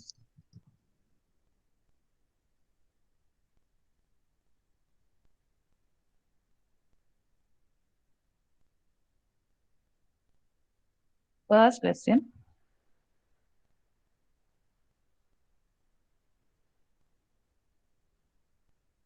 Sriram owned a plot of land and 500 shares in an Indian company during the previous year 1920. The land was purchased by him. The land was purchased by him in July 2018 for 3,50,000, whereas the shares were acquired on March 5, 2019 for 50,000. Both these assets were sold by him for 6,20,000. Okay, മൊത്തത്തിൽ 6,20,000, അതിൽ 5,30,000 is for the land in December 2019. അപ്പൊ ഇതൊരു short term capital asset ആണോ long term capital asset ആണോ? അതായത് ഒരു plot of land ഉണ്ടായിരുന്നു during the owned A plot of land എന്ന് വെച്ച് കഴിഞ്ഞാൽ ആ വർഷമാണ് വാങ്ങിച്ചിരിക്കുന്നത് 500 shares in an Indian company which was bought in the previous year 1920. അത് ആ വർഷം വാങ്ങിയ ഒരു കാര്യം, ഡേറ്റ് സ്പെസിഫിക്കലി ലാൻഡ് മാത്രം പറയുന്നുണ്ട്, ജൂലൈ 2018, ഷെയർസ് വാങ്ങിച്ചിരിക്കുന്ന മാർച്ച് 5, 2019. ആദ്യത്തെ ക്വസ്റ്റൻ ആണ്, ഞാൻ ക്ലിയർ ആയിട്ട് പറയാം.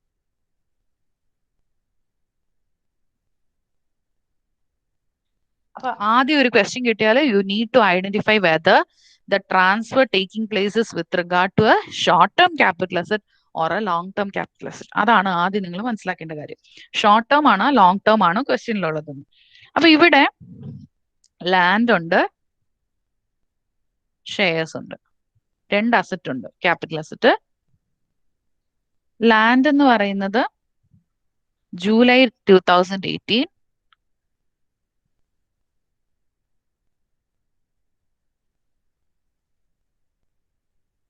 ഷെയർസ് എന്ന് പറയുന്നത് March 5, 2019.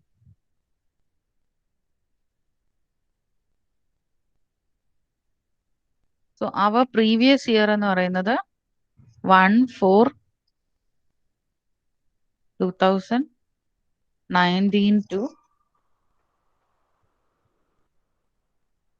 31st March 2020.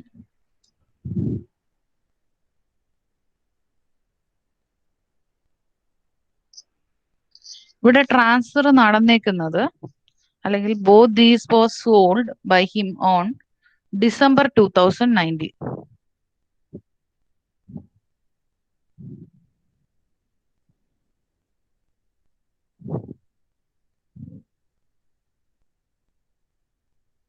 December 2019.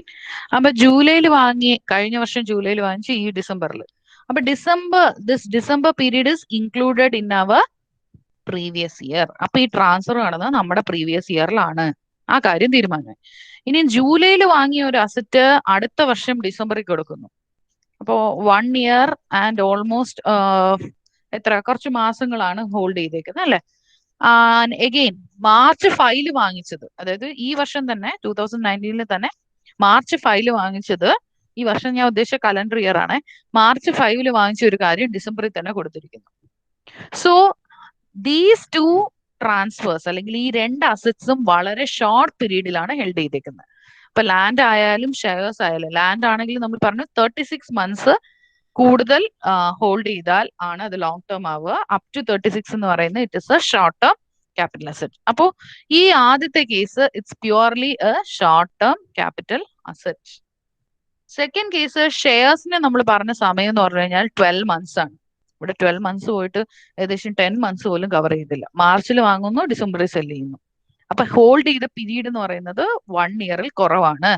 So then this one is also a short term capital asset. അപ്പൊ ഈ ക്വസ്റ്റ്യൻ എന്ന് പറയുന്നത് പ്യുവർലി ഷോർട്ട് ടേം ക്യാപിറ്റൽ അസറ്റിനുമായിട്ട് റിലേറ്റഡ് ആണ്.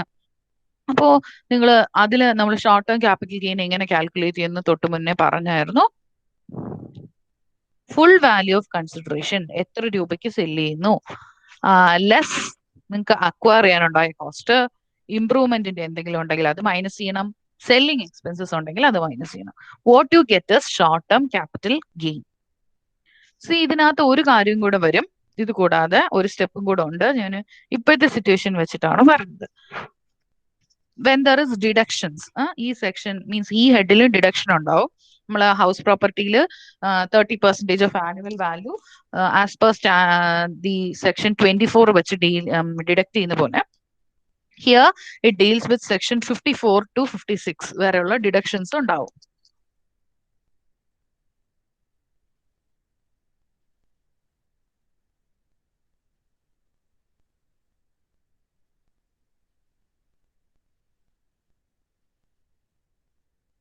അപ്പൊ കമ്പ്യൂട്ടേഷൻ ഓഫ്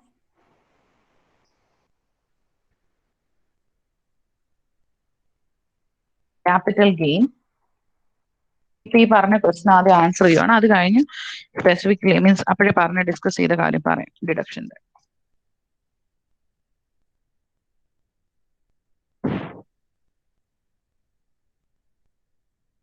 ഞാൻ PDF ഷെയർ ചെയ്ത അതേ നമ്പർ കൊടുക്കുകയാണ്. ഇവിടെ രണ്ട് ഭാഗമുണ്ട്, പ്ലോട്ടും ഉണ്ട് അല്ലെങ്കിൽ ലാൻഡും ഉണ്ട്, ഷെയർസും ഉണ്ട്. അതുകൊണ്ട് ജസ്റ്റ് ഒന്ന് നമ്പർ ചെയ്യുന്നു, അത്രേ ഉള്ളൂ.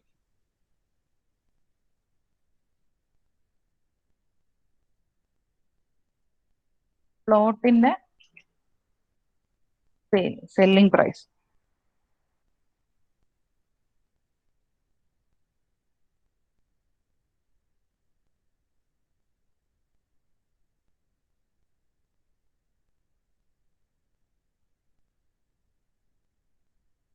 $5,30,000.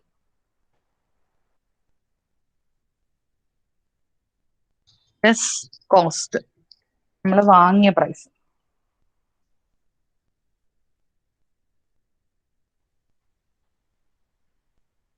ലാൻഡ് പർച്ചേസ് ചെയ്ത ക്വസ്റ്റ്യനിൽ പറയുന്നുണ്ട് സ്പെസിഫിക്കലി 3,50,000. നമ്മൾ ഓൾറെഡി ഐഡന്റിഫൈ ചെയ്തിരുന്നു ഇതൊരു ഷോർട്ട് ടേം ക്യാപിറ്റൽ അസറ്റ് ആണ്, അതുകൊണ്ട് അതിൽ നിന്ന് കിട്ടുന്ന gain short term capital gain ആയിരിക്കും 1,80,000.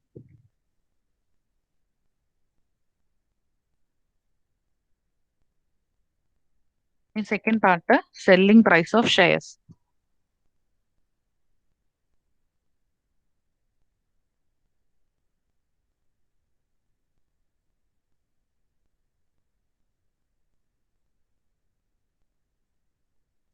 ഷെയർസ് സെൽ ചെയ്ത ക്വസ്റ്റ്യനിൽ ടോട്ടൽ സെയിൽ പ്രൈസ് ആണ് പറഞ്ഞിരിക്കുന്നത് 6,20,000. 5,30,000 ലാൻഡിന്റെ ആണെന്നും പറയുന്നുണ്ട്. അത് സബ്ട്രാക്ട് ചെയ്ത് കിട്ടുന്ന വാല്യൂ ആയിരിക്കും ഷെയർസിന്റെ. Amounts to 90,000.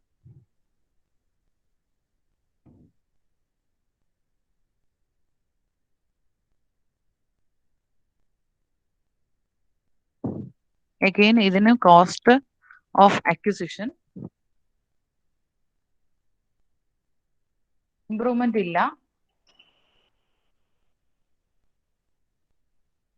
Cost of acquisition തന്നെ ഏത് പഠിക്കാം. അപ്പം നമ്മൾ ഓട്ടോമാറ്റിക്കലി കുറച്ച് ക്വസ്റ്റ്യൻസ് ചെയ്യുമ്പം പഠിക്കും അത്.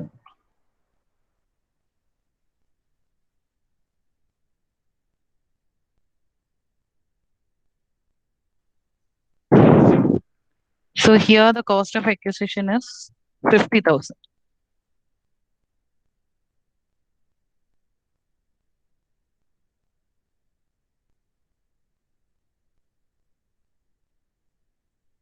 So the short-term capital gain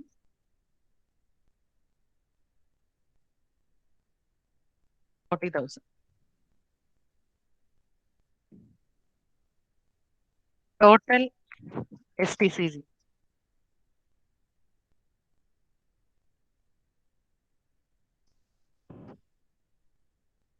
രണ്ട് പാർട്ടൊക്കെ ഉണ്ടെങ്കിൽ you can either put A and B.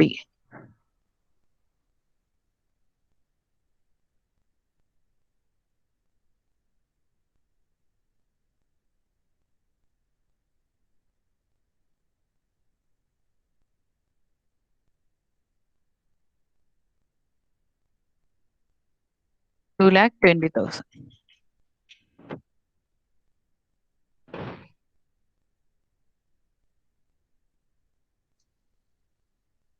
So this is about the first question.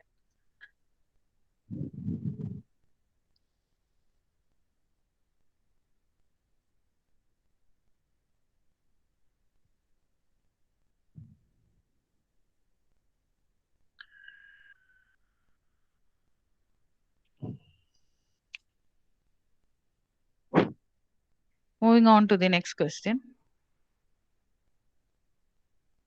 Jojo purchased a house property on 1st September 1999 for 4,10,000.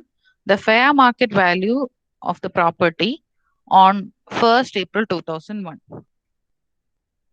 was 3,70,000. He incurred the following expenses. Construction of a room, അപ്പൊ ഇതിനെയാണ് improvement എന്ന് പറയുക, improvement cost. Renewal or reconstruction 4,40,000. The property was transferred on 31st March 2020. Okay, നമ്മുടെ previous year end ചെയ്യുന്ന ദിവസം transfer ചെയ്തിരിക്കുകയാണ്. Compute the capital gain cost inflation index തന്നിട്ടുണ്ട് 2 ഇയറിലത്തെ. അപ്പൊ നിങ്ങൾ ഇതിനകത്ത് മനസ്സിലാക്കേണ്ട ഒരു പെർട്ടിക്കുലർ കാര്യം എന്ന് പറഞ്ഞു കഴിഞ്ഞാൽ ഇവിടെ cost of acquisition was taken place during the 2000-2001. It is not clearly mentioning ഏത് ഡേറ്റ് ആണെന്നുള്ളത്. അതുകൊണ്ട് ആ എമൗണ്ട് ഡിഡക്ട് ചെയ്യാൻ പറ്റില്ല, ദ 10,000. ഓക്കെ, ദാറ്റ് ഇസ് ആ അസസ്മെന്റ് ഇയർ ആണ്. അപ്പൊ ചിലപ്പോൾ അത് 1/4/2001 മുന്നേ ആവാമല്ലോ. കാരണം നമ്മൾ ഏത് ഇയർ തൊട്ടേ എടുക്കാൻ പറ്റത്തുള്ളൂ, 2001-2 തൊട്ടേ നമുക്ക് എടുക്കാൻ പറ്റത്തുള്ളൂ. That is starting on or after 1/4/2001. അപ്പൊ ഇവിടെ നമുക്ക് ആ പർട്ടിക്കുലർ വാല്യൂ കൺസിഡർ ചെയ്യാൻ പറ്റില്ല, 10,000 എന്ന് പറയുന്ന value, because the improvement had taken place before 1/4/2001. അതുകൊണ്ട് 10,000 എന്ന് പറയുന്ന വാല്യൂ നമ്മൾ കൺസിഡർ ചെയ്യില്ല. സെക്കൻഡ് തിങ് നിങ്ങൾ മനസ്സിലാക്കേണ്ട ഒരു കാര്യം എന്ന് പറഞ്ഞു കഴിഞ്ഞാൽ ഈ particular house had been acquired before 1/4/2000, before 1/4/2001. Price തന്നിട്ടുണ്ട് 4,10,000. Fair market value is also given. ഇതാണ് ഞാൻ കഴിഞ്ഞ ഒരു ക്വസ്റ്റ്യനിലും പറഞ്ഞിരുന്നത് നിങ്ങൾക്ക്. ഇങ്ങനെ 1/4/2001 മുന്നേ വാങ്ങിച്ച ഒരു പ്രോപ്പർട്ടി ആണെങ്കിൽ the value at which it is bought, എത്ര രൂപയ്ക്കാണ് അത് അക്വയർ ചെയ്തേക്കുന്നത്, ആ പ്രൈസ് അല്ലെങ്കിൽ the fair market value whichever is greater, ഏതാണോ ഹയസ്റ്റ് വാല്യൂ അതേ എടുക്കാവൂ. എന്തായിട്ട്? കോസ്റ്റ് ഓഫ് അക്വിസിഷൻ ആയിട്ട്. Hope it is clear. Cost of അക്വിസിഷനിൽ നിങ്ങൾ ശ്രദ്ധിക്കേണ്ട കാര്യം എന്താണ്? The value at which the properties bought അല്ലെങ്കിൽ acquired or the fair market value as on a particular date. ഇവിടെ 1/4/2001 കറക്റ്റ് ആയിട്ട് തന്നിട്ടുണ്ട്. മോസ്റ്റ് കേസ് ആ ഡേറ്റ് തരും. അത് നിങ്ങൾ കുറച്ച് ക്വസ്റ്റ്യൻ കാണുമ്പോൾ നിങ്ങൾക്ക് മനസ്സിലാവും. 1/4/2001 fair market value whichever is greater, അതാണ് നമ്മൾ എടുക്കേണ്ടത്. പിന്നെ കോസ്റ്റ് ഓഫ് ഇംപ്രൂവ്മെന്റിന്റെ കേസിൽ നിങ്ങൾ മനസ്സിലാക്കേണ്ടത് any improvement taken place before 1/4/2001, അതിന് മുന്നേ നടന്നിട്ടുള്ള ഇംപ്രൂവ്മെന്റ് എടുക്കരുത്. അതുകൊണ്ട് ഈ 10,000 എടുക്കില്ല. Now we can answer the question. അപ്പൊ ഇത് എന്ത് കൈൻഡ് ഓഫ് അസറ്റ് ആണ്? 1999 വാങ്ങിച്ചു, ഒന്നും വേണ്ട, ഇല്ലെങ്കിൽ നമ്മൾ ഫെയർ മാർക്കറ്റ് വാല്യൂ എടുത്ത വർഷം നോക്ക്. ശരിക്കും അക്വയർ ചെയ്ത് 1999 ആണല്ലോ, സെല് ചെയ്തത് 2020. എത്ര വർഷമായി അല്ലേ? It has been held for more than നമ്മുടെ പീരീഡ് ആയ 36 months കുറയാതെ ഹെൽഡ് ചെയ്തിട്ടുണ്ട്. അപ്പൊ this is A case of long term capital asset. ചിലർ ഇനി ഒരു നമ്മൾ ഈ ഡിഗ്രിയിലൊക്കെ നിങ്ങൾ പഠിച്ചിട്ടുണ്ടായിരിക്കും, ചിലപ്പോൾ ഇൻഡെക്സ് തന്നിട്ടുണ്ടെങ്കിൽ അത് ലോങ് ടേം ആണ് കേട്ടോ, അങ്ങനെയൊക്കെ പഠിച്ചിട്ടുണ്ടായിരിക്കും. ചിലപ്പോൾ തെറ്റിക്കാൻ വേണ്ടി ഇത് തരും. അതുകൊണ്ട് അങ്ങനെ വിചാരിക്കുന്ന, you just compare the date on which the asset is acquired till transfer നടന്ന ഡേറ്റ് വരെ അയാളുടെ കയ്യിൽ, ഈ ജോജോയുടെ കയ്യിൽ തന്നെ ഉണ്ട്. അപ്പൊ അത്രയും ദിവസം ഹെൽഡ് ചെയ്തിട്ടുണ്ട് ആ വസ്തു. അതുകൊണ്ട് തന്നെ, അല്ലെങ്കിൽ ആ അസറ്റ് ഹോൾഡ് ചെയ്തിട്ടുണ്ട്. അപ്പൊ this is A case of long term capital asset. So ആ ക്വസ്റ്റ്യൻ വർക്ക്ഔട്ട് ചെയ്യാം.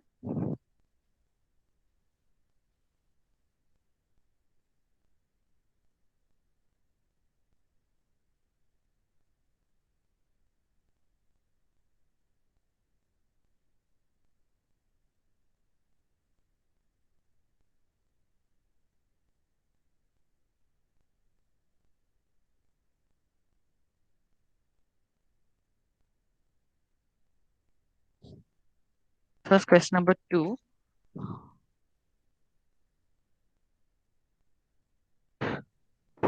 ആദ്യം നമ്മൾ എപ്പോഴും എഴുതുക, എല്ലായ്പ്പോഴും ആദ്യം സ്റ്റാർട്ട് ചെയ്യേണ്ടത് sale consideration or sale proceeds.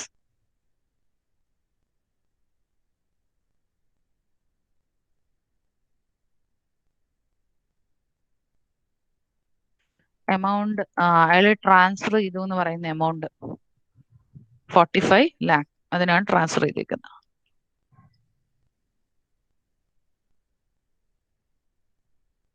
Plus ആദ്യം സെയിൽസ് എക്സ്പെൻസസ് എടുക്കണമെങ്കിൽ ആദ്യം എടുക്കാം, എന്നിട്ട് ഇൻഡെക്സ്ഡ് കോസ്റ്റ് ഓഫ് അക്വിസിഷനും ഇൻഡെക്സ്ഡ് കോസ്റ്റ് ഓഫ് ഇംപ്രൂവ്മെന്റ് ചെയ്താൽ മതി. അതിൽ ആ ഓർഡറിലൊന്നും ഒരു പ്രശ്നമില്ല. ഇതിൽ എക്സ്പെൻസസ് ഒന്നുമില്ല. അപ്പൊ ആദ്യം indexed cost of acquisition. Acquisition എപ്പോഴും ആദ്യം എഴുതാൻ ശ്രമിക്കുക, കാരണം ഒരു അസറ്റ് പർച്ചേസ് ചെയ്തിട്ടല്ലേ പിന്നെ നമ്മൾ അതിൽ എന്തെങ്കിലും ഒരു മോഡിഫിക്കേഷൻ ചെയ്യുള്ളൂ. അതുകൊണ്ട് ഇൻഡെക്സ്ഡ് കോസ്റ്റ് ഓഫ് അക്വിസിഷൻ എഴുതിയിട്ട് ഇംപ്രൂവ്മെന്റ് എഴുതാൻ ശ്രമിച്ചാൽ നല്ലതായിരിക്കും. അപ്പൊ അക്വയർ ചെയ്ത വാല്യൂ നമ്മൾ പറഞ്ഞു, ദ അക്വസിഷൻ ഡേറ്റിലെ value of fair market value whichever is greater to be consider. അപ്പൊ ഇവിടുത്തെ ഗ്രേറ്റർ വാല്യൂ എന്ന് പറയുന്നത് 4,10,000. അപ്പോ നമുക്ക് ഡൗട്ട് തോന്നും, ഈ 4,10,000 1999 അല്ലെ, പക്ഷെ അതിന്റെ കോസ്റ്റ് ഇൻഫ്ലേഷൻ ഇൻഡെക്സ് തന്നിട്ടില്ല. അപ്പൊ what will you do? You have to take in that situation എന്തായിട്ട് എടുക്കുക? 100 ആസ് ദ ഇൻഡെക്സ്. ഓക്കെ, ഇപ്പോഴത്തെ പ്രീവിയസ് ഇയറിലെ ഇൻഡെക്സ് എത്രയാണ് ഞാൻ പറഞ്ഞു? 289.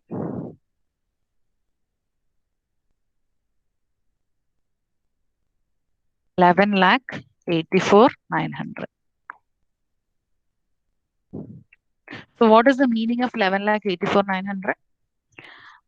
ആ പെർട്ടിക്കുലർ നമ്മൾ ഈ 4,10,000 ഒപ്റ്റൈൻ ചെയ്ത അന്ന് ഒപ്റ്റൈൻ ചെയ്ത പ്രോപ്പർട്ടിക്ക് ആസ് പെർ ഇപ്പോഴത്തെ ഇൻഫ്ലേഷന്റെ എഫക്റ്റ് ഒക്കെ കാരണം അതിന് ഇത്രയും വാല്യൂ ഉണ്ട് എന്നാണ് മീനിങ്.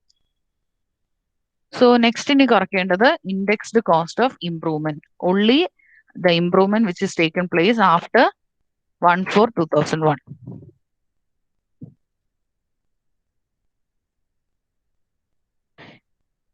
ഇംപ്രൂവ്മെന്റിൽ ആദ്യത്തെ ഇംപ്രൂവ്മെന്റ് ഈ ക്വസ്റ്റ്യനിൽ എടുക്കരുത്. ഓൺലി 4,40,000. ആ 4,40,000ന്റെ ഇൻഡെക്സ് എത്രയാ? 220. അപ്പൊ അതെങ്ങനെ ചെയ്യുമെന്ന് ഞാൻ എപ്പോഴേ പറഞ്ഞു. ദിസ് 4,40,000 ഡിവൈഡഡ് ബൈ 220 ഇൻറ്റു നമ്മുടെ ട്രാൻസ്ഫർ നടന്ന ഇപ്പോഴത്തെ പ്രീവിയസ് ഇയർ 289.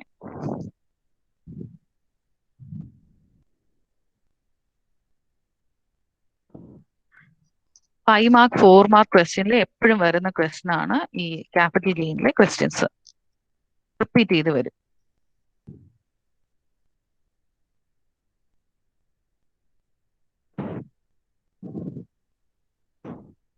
So 5,78,000. നമ്മൾ ഓൾറെഡി ഇത് ഐഡന്റിഫൈ ചെയ്ത് വെച്ചിരിക്കുകയാണ്. ഇത് എന്ത് കൈൻഡ് ഓഫ് ഗെയിൻ ആണ്? Long term capital gain.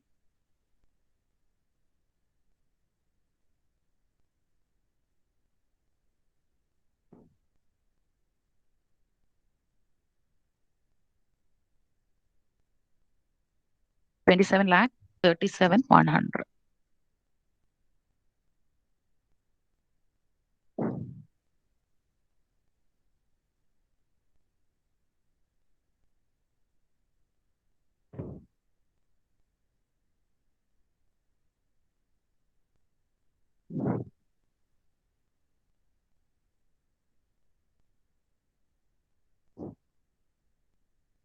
Moving on to the next question.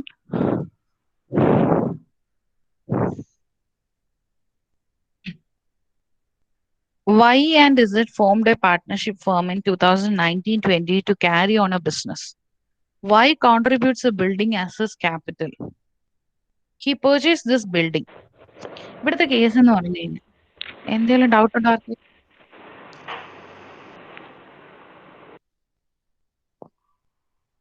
ഡൗട്ടുള്ള ആരെങ്കിലും ചോദിക്കാൻ ശ്രമിച്ചാണോ?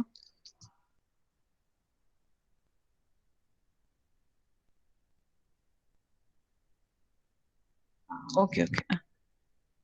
അപ്പം വൈയും Z they have formed a partnership 1920 during our previous year. Y contribute ചെയ്തത് in the form of cash അല്ല, ബിൽഡിംഗ് ആയിട്ടാണ് capital contribute ചെയ്തത്. ആ ബിൽഡിംഗ്, ആ കോൺട്രിബ്യൂട്ട് ചെയ്ത ബിൽഡിംഗ് എന്ന് പറയുന്നത് മെയ് 2004 5,65,000 പർച്ചേസ് ചെയ്താണ്. The fair market value on the building of the building on the date of contribution was 35 lakh. 35 ലക്ഷമാണ്. How the firm credited is account by 30 lakh. എന്നുവെച്ചാൽ 35 ലക്ഷം value ഉള്ള ഒരു particular building, പക്ഷെ firm കൊടുത്തത് എത്ര രൂപയാ? 30 lakh ആണ്. അപ്പൊ ഫേം കൊടുത്ത എമൗണ്ട് ആയിരിക്കുമല്ലോ ആർക്ക് കിട്ടിയിട്ടുണ്ടാവുക? ഇവിടെ ആരെ കോൺട്രിബ്യൂട്ട് ചെയ്യുന്ന ബിൽഡിംഗ്? വൈ. അപ്പൊ വൈക്ക് കിട്ടിയ എമൗണ്ട് എന്ന് പറയുന്നത് 30 lakh ആണ്. അപ്പൊ നമ്മുടെ ഇവിടുത്തെ സെയിൽ പ്രൊസീഡ്സ് എന്ന് പറയുന്നത് എന്താണ്? 30 lakh ആണ്. അത് നമ്മൾക്ക് മനസ്സിലായി. അതായത് ഈ ക്യാപിറ്റൽ ഗെയിനിൽ നമ്മൾ മനസ്സിലാക്കേണ്ട ഒരു കാര്യം എന്ന് പറഞ്ഞു കഴിഞ്ഞാൽ ഇത് രണ്ട് പെർസ്പെക്റ്റീവിൽ പറയും. ഇവിടെ തന്നെ കണ്ടില്ലേ, നമ്മൾ നോക്കുന്നതെന്ന് പറഞ്ഞു കഴിഞ്ഞാൽ we are calculating the capital gain of Y. കാരണം വൈ ആണല്ലോ ബിൽഡിംഗ് ട്രാൻസ്ഫർ ചെയ്തത്. പക്ഷെ നമ്മുടെ അടുത്ത് എങ്ങനെ പറഞ്ഞിരിക്കുന്നത്? തിരിച്ച് ഫേം എത്ര രൂപ കൊടുത്തു എന്നാ പറഞ്ഞേക്കുന്നത്. അപ്പം ഇങ്ങനെ ക്വസ്റ്റ്യൻസ്, അതായത് ക്വസ്റ്റ്യൻ നമ്മൾ വായിച്ചെടുക്കുന്ന രീതി അനുസരിച്ചിരിക്കും നിങ്ങൾക്ക് എങ്ങനെ ആൻസർ ചെയ്യാൻ പറ്റും. അപ്പൊ നിങ്ങൾ ഒരുപാട് അങ്ങ് എന്താണ് ചിന്തിക്കേണ്ട കാര്യമൊന്നുമില്ല. You just only focus from the point of view of seller. കാരണം ഗെയിൻ കിട്ടുക എപ്പോഴും സെല്ലറിനാണല്ലോ. അപ്പൊ ഇവിടെ വൈ ആണ് ട്രാൻസ്ഫർ ചെയ്തത്, സെല്ലർ അല്ലെങ്കിൽ ആരാണോ ക്യാപിറ്റൽ അസറ്റ് ട്രാൻസ്ഫർ ചെയ്യുന്നത്. അപ്പൊ വൈയുടെ പെർസ്പെക്റ്റീവ് മാത്രം നിങ്ങൾ നിന്ന് ചിന്തിച്ചാൽ മതി. അപ്പൊ വൈക്ക് കിട്ടുന്ന എമൗണ്ട് ആണ് സെയിൽ പ്രൊസീഡ്സ്.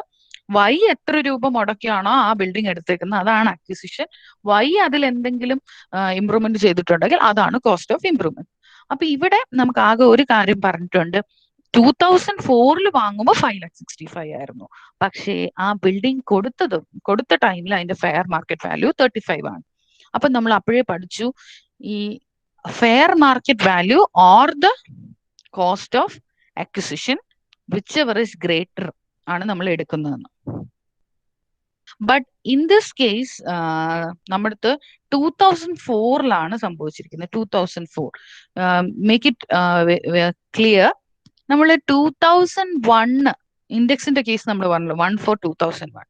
അപ്പൊ ആ 2001 മുന്നേ ഉള്ള ഒരു ട്രാൻസാക്ഷൻ ആണെങ്കിൽ, തൊട്ട് മുന്നത്തെ ക്വസ്റ്റ്യൻ പറയാം, it had been acquired on 1999. അപ്പൊ നമ്മൾ എന്താ ചെയ്തത്?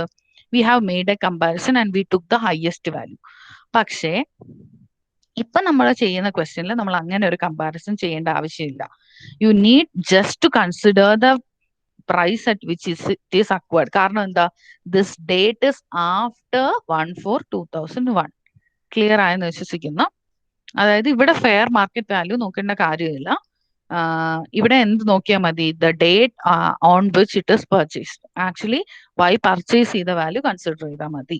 അതിനുള്ള റീസൺ ഇതാണ്. ആ ഇൻഡെക്സിന് ബേസ് ചെയ്താ ഇരിക്കുന്നത്. അതായത് 1/4/2001 മുന്നേ വാങ്ങിച്ച ഒരു അസറ്റ് ആണെങ്കിൽ മാത്രം നമ്മൾ അങ്ങനെ നോക്കേണ്ട കാര്യമുള്ളൂ.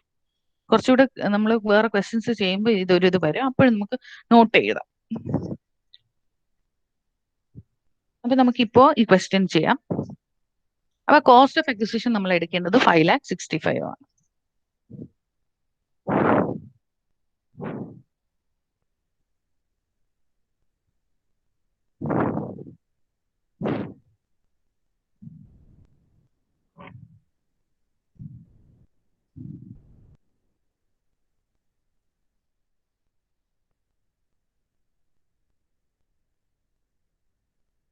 ആദ്യം sale consideration or sale proceeds.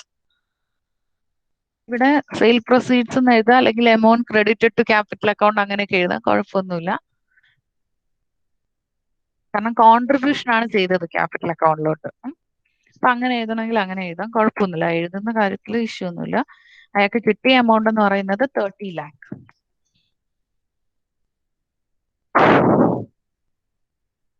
ഇത് 2004 വാങ്ങിച്ച asset he's contributing in the year in our previous year അല്ലെ. അപ്പൊ അത്രയും ദിവസം ഹോൾഡ് ചെയ്തിട്ടുണ്ട്. അപ്പൊ ഇത് എന്ത് അസറ്റ് ആണ്?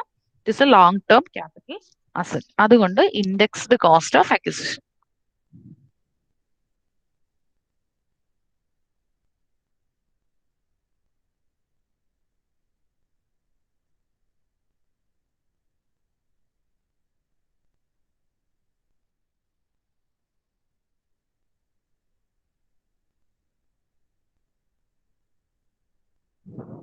ഇൻഡെക്സ് ക്വസ്റ്റ്യനിൽ തന്നിട്ടുണ്ട് 4/5 113 ഇൻറ്റു ഇപ്പോഴത്തെ പ്രീവിയസ് ഇയർ. അത് എപ്പോഴും അസറ്റ് മീൻസ് ഇൻഡെക്സ് സെയിം ആണ്, value 289. So 14,45,000.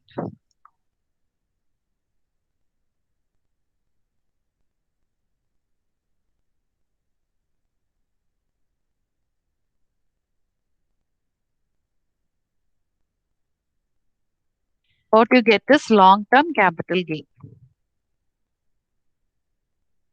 15,55,000.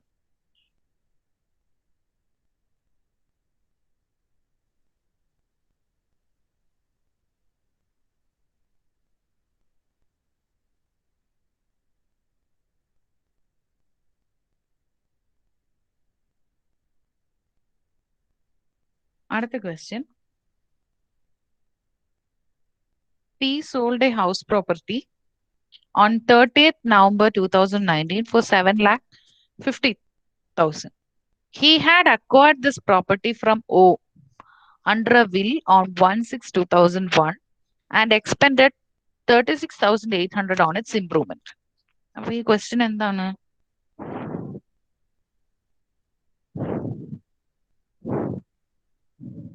There are two parties here, O and P. അപ്പൊ O എന്ന് പറയുന്ന ആള് പിക്ക് ആസ് പെർ ദ വിൽ, അയാളുടെ ആഗ്രഹപ്രകാരം ട്രാൻസ്ഫർ ചെയ്ത് കൊടുത്തു അസറ്റ്. അങ്ങനെ ട്രാൻസ്ഫർ ചെയ്തതിന് ശേഷം പി അതില് 36,800 റുപ്പീസ് സ്പെൻഡ് ചെയ്തു. ഓക്കെ, അതാണ് അതിന്റെ meaning. Compute P's income under the head capital gain, assuming that O had acquired this property at a cost of 1,40,000. അപ്പൊ O വാങ്ങിയത് എത്ര രൂപയ്ക്കാണ്? 1,40,000 ആണ് വാങ്ങിയേക്കുന്നത്.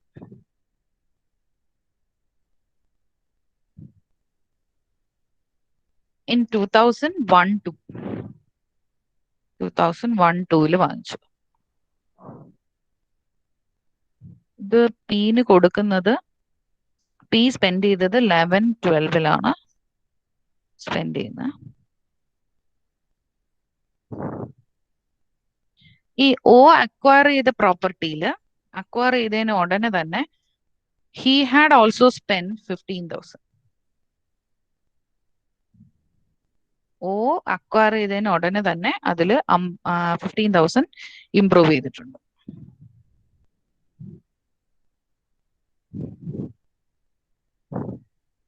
ഇതേ വർഷം തന്നെ 2001-2 തന്നെ സ്പെൻഡ് ചെയ്തേക്കുന്നത്.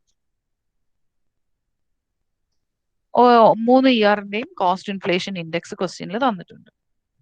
ഓക്കെ, അപ്പൊ ഒരു ക്വസ്റ്റ്യനകത്ത് ഒരുപാട് കാര്യങ്ങളൊക്കെ പറയുവാണെങ്കിൽ നമ്മൾ ഇങ്ങനെ എന്തെങ്കിലും പിക്ടോറിക്കലി വരച്ച് എഴുതി നോക്കിയ ശേഷം ആവുമ്പോൾ കുറച്ച് ക്ലിയർ ആവും.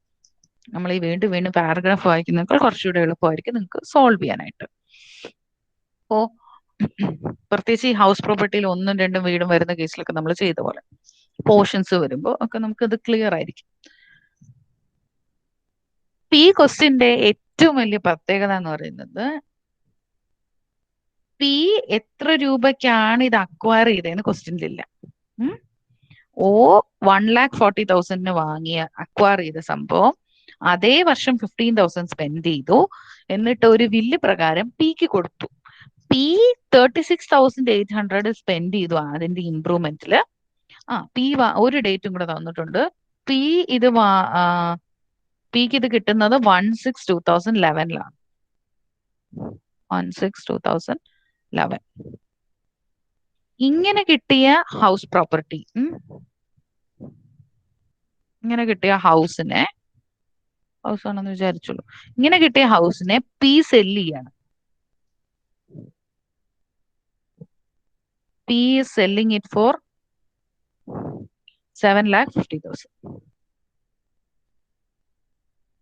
ഇപ്പൊ നമ്മുടെ അടുത്ത് കണ്ടുപിടിക്കാൻ പറഞ്ഞത് പിക്ക് എത്ര ഗെയിൻ ഉണ്ടായിരിക്കും, അതാണ് നമ്മുടെ ക്വസ്റ്റ്യൻ എന്ന് പറയുന്നത്.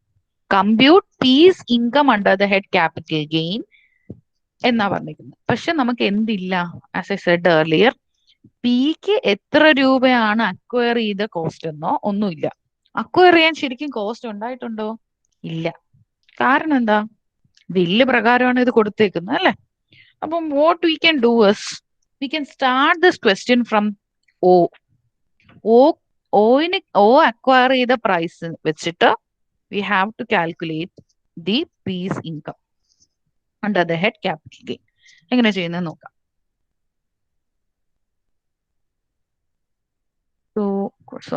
Question number 6.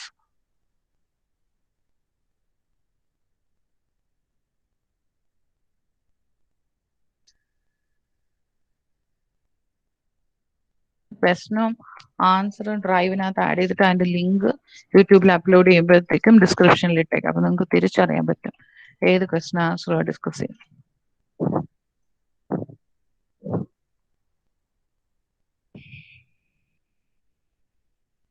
Computation of capital gain. അപ്പൊ ആദ്യം നമ്മൾ തുടങ്ങേണ്ടത് ഓയ്ക്കുണ്ടായ, മീൻസ് O എന്ന് പറയുന്ന പേഴ്സണിനുണ്ടായ അക്വിസിഷൻ കോസ്റ്റിൽ നിന്നാണ്. അപ്പോഴേ നമുക്ക് കോസ്റ്റ് ഓഫ് അക്വിസിഷനും ഇംപ്രൂവ്മെന്റും ക്ലിയർ ആയിട്ട് മനസ്സിലാവുള്ളൂ.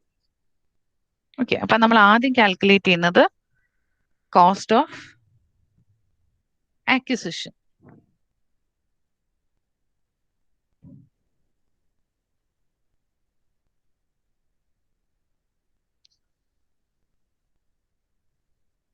കുറച്ച് സ്പേസ് ഇട്ടിട്ട് കോസ്റ്റ് ഓഫ് അക്വിസിഷൻ നമുക്ക്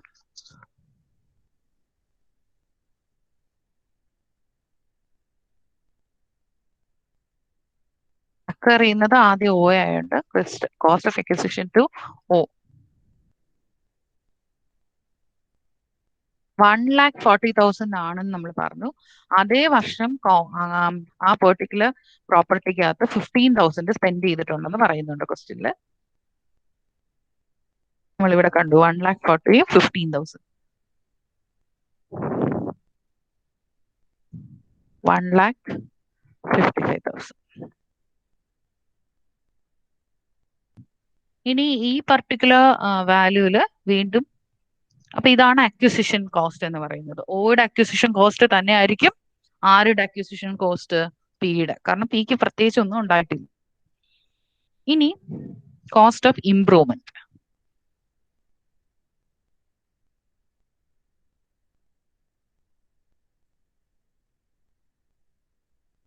ഇത് ആർക്ക് ഇൻകർ ചെയ്താണ്? പി പി ഇൻകർ ചെയ്ത എമൗണ്ട്, പിന് ഇൻകർ ചെയ്ത എമൗണ്ട്, ദാറ്റ് ഇസ് 36,800. അപ്പൊ അക്വിസിഷനും ഇംപ്രൂവ്മെന്റും ആയി. Now we can directly write ആദ്യം sale proceeds.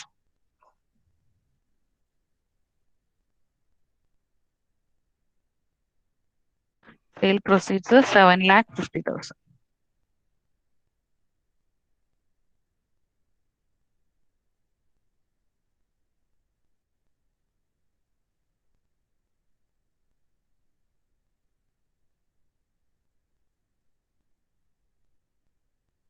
Indexed cost of acquisition index ചെയ്യുക 1,55,000. ഇത് ചെയ്തേക്കുന്ന വർഷം ബിഫോർ ആണ് എന്ന് വെച്ച് കഴിഞ്ഞാൽ അത് വാങ്ങിയിരിക്കുന്ന വർഷമൊക്കെ ഇവിടെ 2001-ലൊക്കെയാണ്. 2001-2. ഓക്കെ. അപ്പൊ 2001-2-ലെ ഇൻഡെക്സ് എന്ന് പറയുന്നത് 100 ഇൻറ്റു ഇപ്പോഴത്തെ ഇയർ കറണ്ട് പ്രീവിയസ് ഇയറിന്റെ index.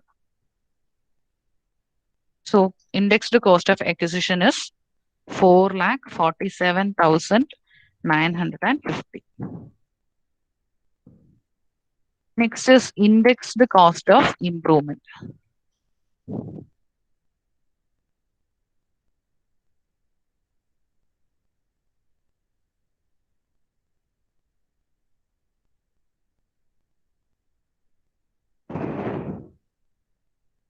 Improvement 36,800. It is improved in the year 1/6/2011. Of 11/12 index 184. Divided by 184 into present year 289.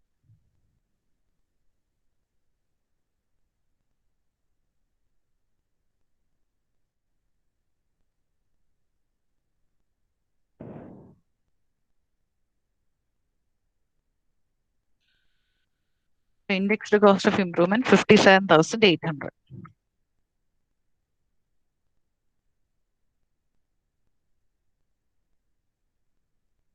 ഇത് ഹെൽഡ് ചെയ്തേക്കുന്ന period long term in nature ആണ്, and it is a long term capital asset.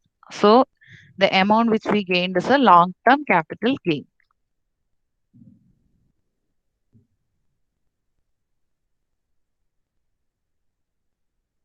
$2,44,250.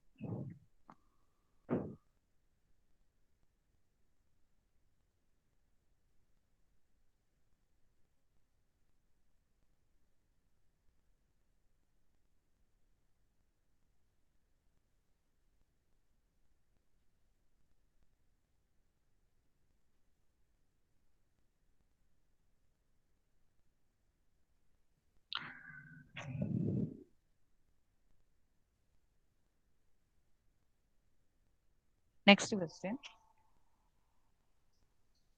Kamalesh purchased a rented residential house in 1998 for 2 lakh, which he sold in October. അപ്പൊ 1998 വാങ്ങിച്ചത് ഒക്ടോബറിൽ this previous ഇയറിലെ ഒക്ടോബറിൽ cell ചെയ്യുന്നു. So it is long term in nature. Fair market value of the house as on 1/4/2001 is 3 lakh. He purchased a new house on 31st December 2019 for 24 lakh. Compute his taxable capital gain. അപ്പൊ നമ്മൾ ഇതുവരെ ചെയ്ത case എന്ന് പറഞ്ഞു കഴിഞ്ഞാൽ simply we are calculating only the capital gain. അപ്പൊ നമ്മൾ ഇനി എന്താ ചെയ്യുന്നതെന്ന് വെച്ച് കഴിഞ്ഞാൽ we are moving to taxable capital gain. അപ്പൊ ടാക്സബിലിറ്റി വരുമ്പോഴത്തേക്കും നമ്മൾ ഒരു സ്റ്റെപ്പും കൂടി മുന്നോട്ട് ചെയ്യും എന്ന് വെച്ച് കഴിഞ്ഞാൽ അർത്ഥം ടാക്സബിൾ ക്യാപിറ്റൽ ഗെയിൻ.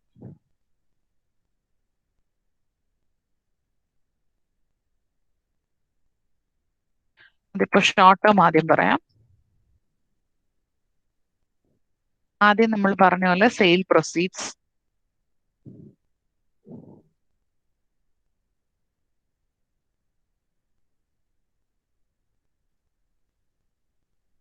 ഫോമാറ്റ് ആയതുകൊണ്ട്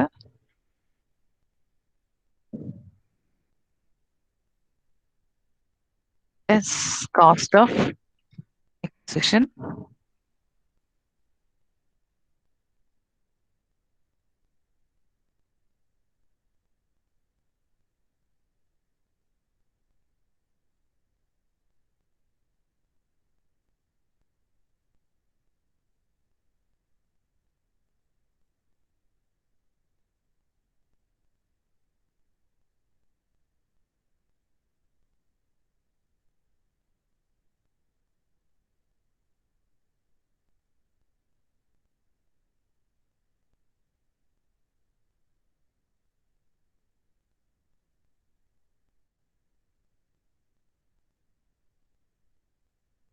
നമ്മൾ ഇതുവരെയാണ് ചെയ്തത്.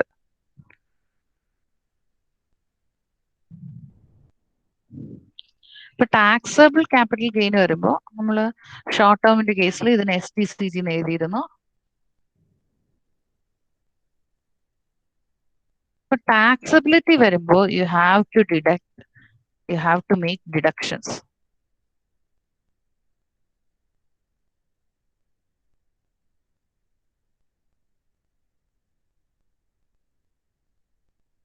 ഡിഡക്ഷൻസും കൂടെ കഴിഞ്ഞു വരുന്നതാണ് ടാക്സബിൾ. STCG ആണെങ്കിൽ STCG, ഷോർട്ട് ടേം ആണെങ്കിൽ ഷോർട്ട് ടേം, ലോങ് ടേം ആണെങ്കിൽ long term.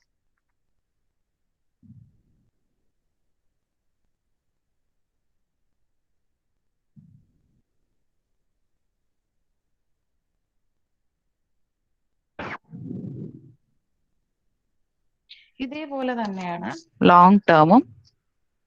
Only difference cost of acquisition മാറി അതെന്താവും, ഇൻഡെക്സ്ഡ് കോസ്റ്റ് ഓഫ് അക്വിസിഷൻ ആവും.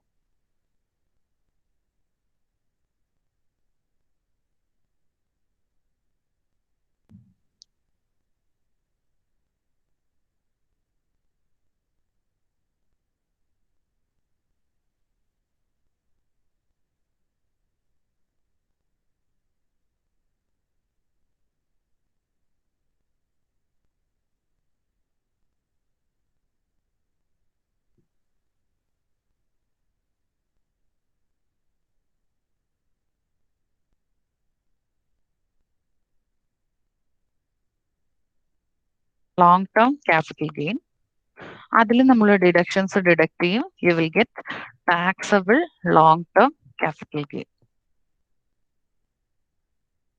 ഒരു സ്റ്റെപ്പും കൂടെ ഫെർദർ ചെയ്യും, ഡിഡക്ഷൻസും കൂടെ ചെയ്യും.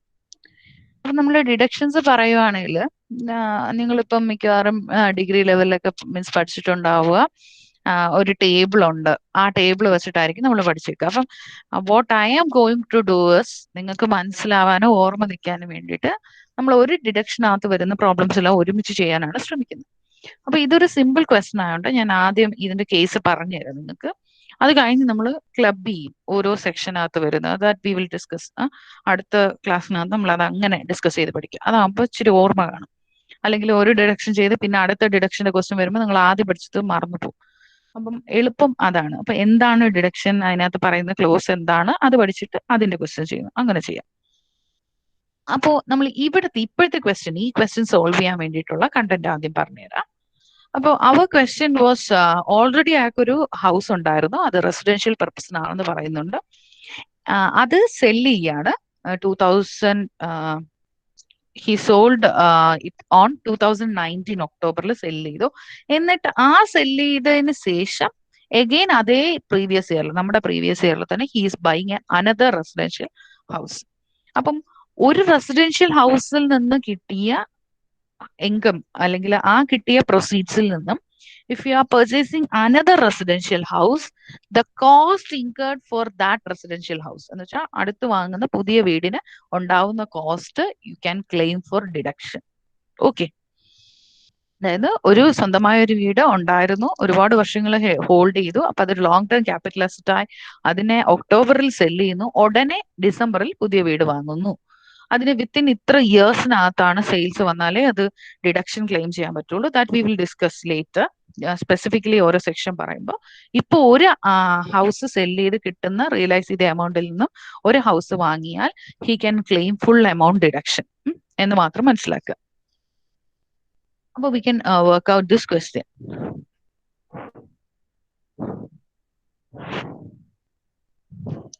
Question number 3.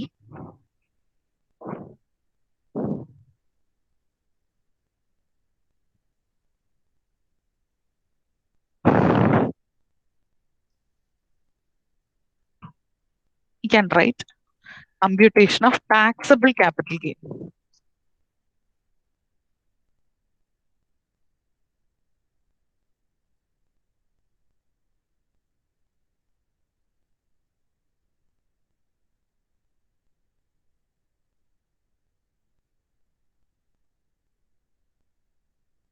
So ആദ്യം എഴുതേണ്ടത് sale proceeds or selling price.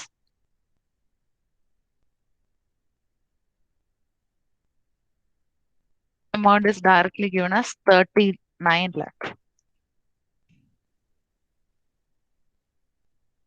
Less, ഇത് ഓൾറെഡി പറഞ്ഞ ഒരു ലോങ് ടേം അസറ്റ് ആണ്, അപ്പൊ ഇൻഡെക്സ് ചെയ്യണം അക്വിസിഷൻ കോസ്റ്റ്. അക്വിസിഷൻ മാത്രമേ തന്നിട്ടുള്ളൂ, so index the cost of acquisition.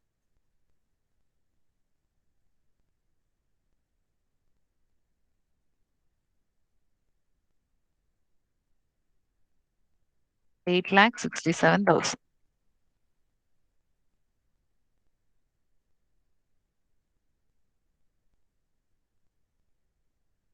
How did you get this amount? 3 lakh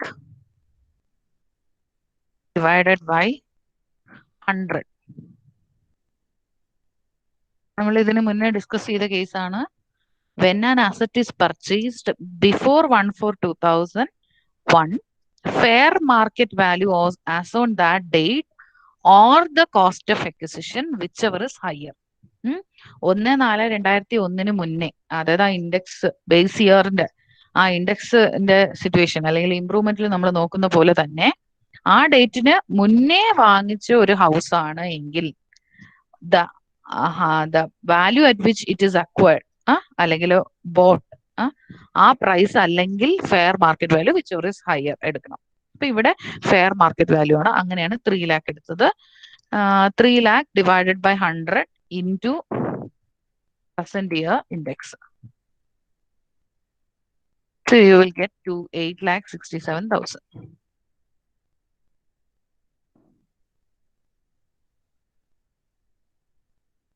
What you get is long-term capital gain.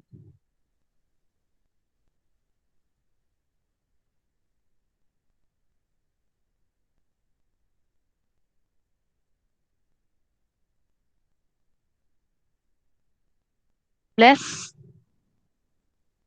deduction. Deduction ഒന്നും ഇപ്പൊ എഴുതുന്നില്ല, നമ്മൾ ജസ്റ്റ് സ്റ്റാർട്ടിങ് പ്രോബ്ലം ആയിട്ട് just deduction എടുക്കുക. Amount which is available for deduction is cost of new house.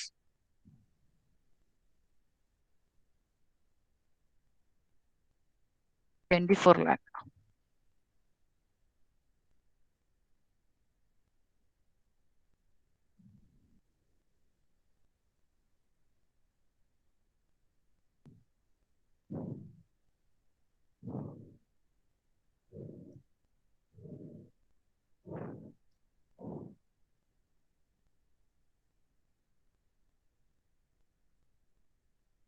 What you get as answer is the taxable capital gain. Taxable long-term capital gain. 6,33,000.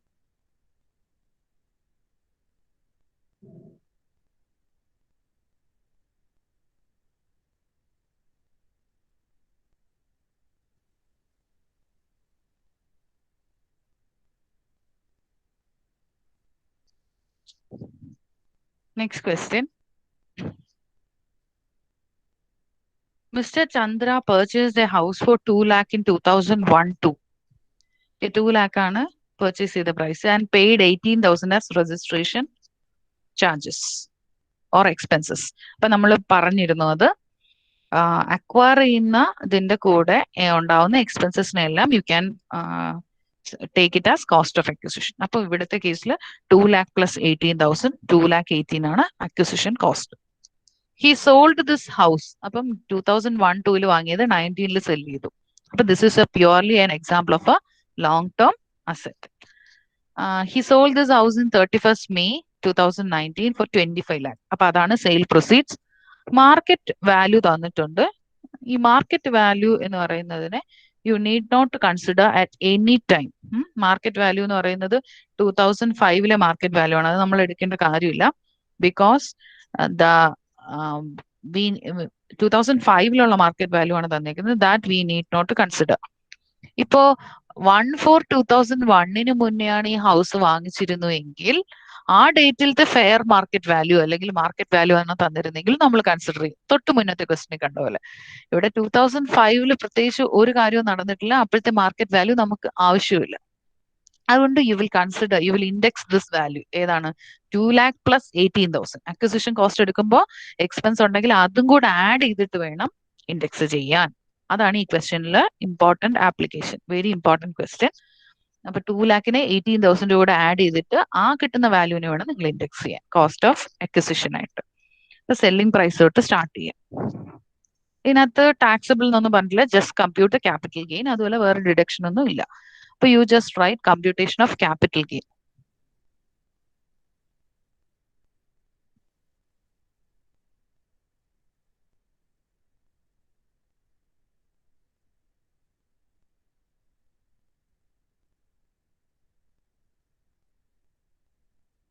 Number 4 is repeated again, I think so.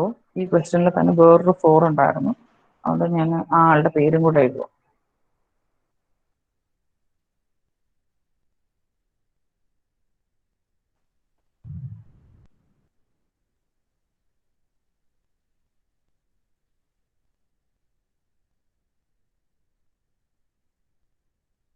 Sale proceed was 25 lakh.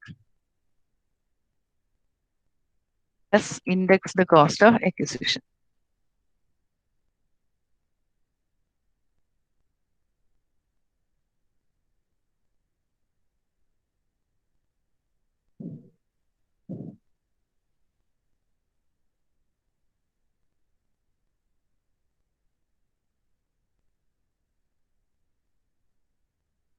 Into divided by 100 into 289.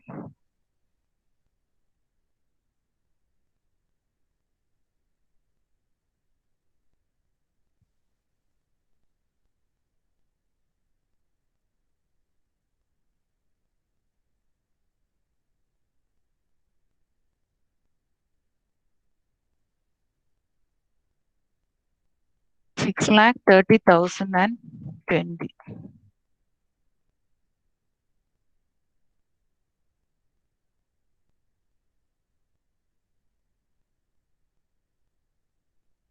This is an example of LTCG. Since it is a long-term capital gain. 18 lakh 69,980.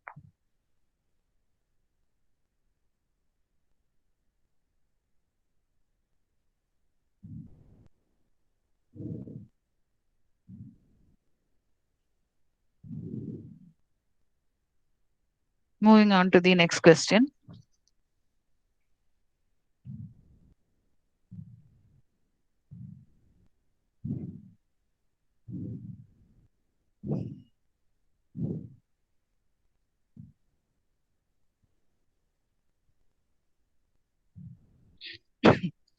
From the following data, you are required to work out the capital gain for the assessment year 2021. Site purchased in 1995. 1995 purchase the value on 0.33 lakh.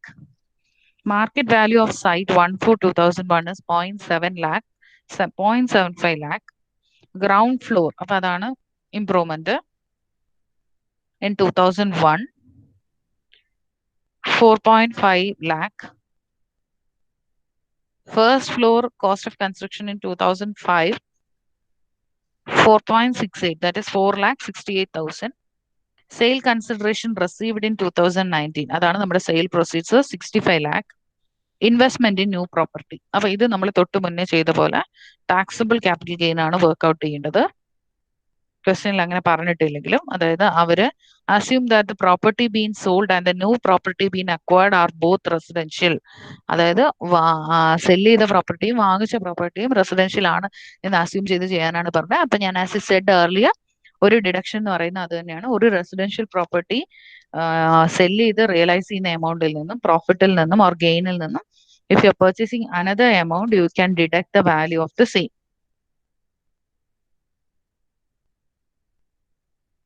ഈ ക്വസ്റ്റിനകത്ത് site വാങ്ങിയ site purchase ചെയ്ത price തന്നേക്കുന്നത്, that is the value of the land. അതിന്റെ market വാല്യൂവും തന്നിട്ടുണ്ട്, 1995 value തന്നിട്ടുണ്ട്. നമ്മൾ പറഞ്ഞു 1/4/2001 മുന്നേ ആണെങ്കിൽ U will consider only the fair market value or the acquisition cost. അതിന് മുന്നേ ഉള്ള acquisition cost which ever is higher. അപ്പൊ ആദ്യത്തിൽ ഏറ്റവും ഇതിൽ രണ്ടിലും ഹയസ്റ്റ് എമൗണ്ട് നമ്മൾ കൺസിഡർ ചെയ്യുള്ളൂ. So you will consider 0.75 lakh. 0.75 is 75,000 എന്നുള്ളതാണ്. കൺസ്ട്രക്ഷൻ ഉണ്ടായ കോസ്റ്റ് പറയുന്നുണ്ട്. അപ്പൊ അതും എന്താണ്, അക്വിസിഷൻ കോസ്റ്റ് ആണ്. അപ്പൊ ഇത് രണ്ടും കൂടെ ആഡ് ചെയ്യുന്ന, അതായത് സൈറ്റ് വാങ്ങാൻ, സ്ഥലം വാങ്ങാനുള്ളതും കൺസ്ട്രക്ട് ചെയ്യാനുള്ളതും നമ്മുടെ അക്വിസിഷൻ കോസ്റ്റ് തന്നെയാണ്. ഇത് രണ്ടും കൂടെ ആഡ് ചെയ്യുമ്പോൾ you will get the cost of acquisition. അതിനെ ഇൻഡെക്സ് ചെയ്യുക.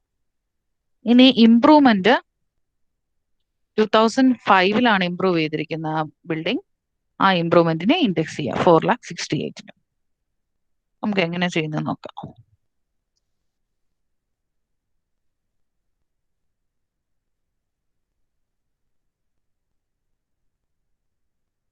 That's number 27.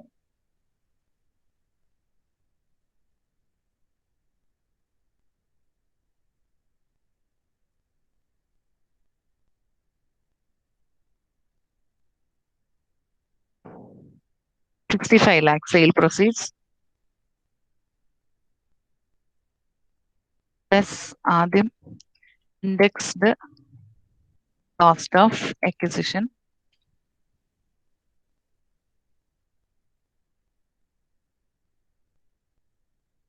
Indexed cost of acquisition എടുക്കുമ്പോൾ ഞാൻ അപ്പോഴേ പറഞ്ഞ പോലെ സൈറ്റിന്റെ പ്രൈസ് എടുക്കണം, കൺസ്ട്രക്ട് ചെയ്യാനുണ്ടായ പ്രൈസും എടുക്കണം.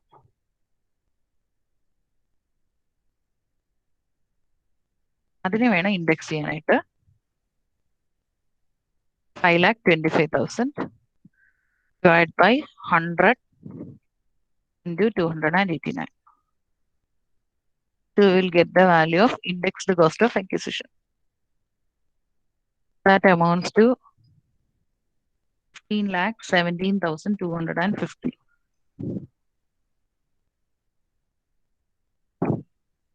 Then improvement, indexed cost of improvement.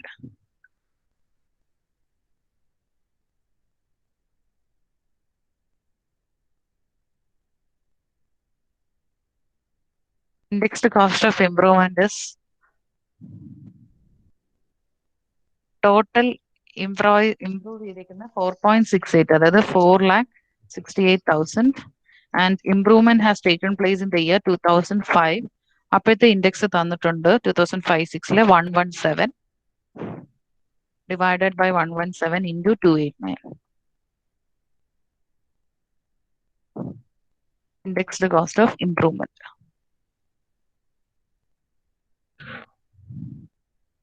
11,56,000.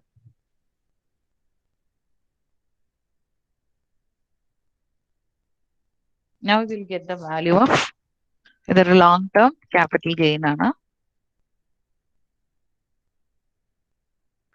Hello ma'am, ഒരു ഡൗട്ട് ചോദിച്ചോട്ടെ. അതായത് ഈ അക്യൂസിഷന്റെ ഇപ്പം ഗ്രൗണ്ട് ഫ്ലോറിന്റെ കോസ്റ്റ് ഓഫ് കൺസ്ട്രക്ഷൻ അക്യൂസിഷന്റെ കൂടെ ചേർത്തില്ലേ? പക്ഷെ അത് സൈറ്റ് അല്ലേ നമ്മൾ വാങ്ങിക്കുന്നത്. അപ്പം ആ ഇയർ തന്നെ ആയതുകൊണ്ടാണോ അത് രണ്ടും കൂടെ ആഡ് ചെയ്തത്? അതെ. ഓക്കെ. അപ്പം ഇയർ വ്യത്യാസമാണെങ്കിൽ അതല്ലാതെ ഇമ്പ്രൂവ്മെന്റ് ആയിട്ട് കൺസിഡർ ചെയ്യുമോ? ഇമ്പ്രൂവ്മെന്റ് ആയിട്ട് കൺസിഡർ ചെയ്യത്തില്ല. കാരണം ആ ബിൽഡിങ് റെസിഡൻഷ്യൽ പ്രോപ്പർട്ടിയാണ് സെല് ചെയ്യുന്നത്, സൈറ്റ് അല്ല. ഓക്കെ. അപ്പം ഓക്കെ അതിന് ഒരു ഗ്രൗണ്ട് ഫ്ലോർ എങ്കിലും ഇല്ലാതെ നമുക്ക് അതിനെ റെസിഡൻഷ്യൽ ബിൽഡിംഗ് ആയിട്ട് കൺസിഡർ ചെയ്യാൻ പറ്റത്തില്ലല്ലോ. അതുകൊണ്ടാണ് 2001 ഉള്ള സൈറ്റിന്റെ വാല്യൂ ആയ 75,000 കൺസ്ട്രക്ഷൻ കോസ്റ്റ് ആയ 4,15,000 കൂടെ നമ്മൾ ആഡ് ചെയ്തെടുത്ത്. അക്വിസിഷനിൽ അങ്ങനെ നമുക്ക് ചെയ്യാം. എന്ന് വെച്ച് കഴിഞ്ഞാൽ the amount which we the amount incurred to purchase the land as well as to construct the same, ഇത് രണ്ടും കൂടെ നമുക്ക് എടുക്കാം.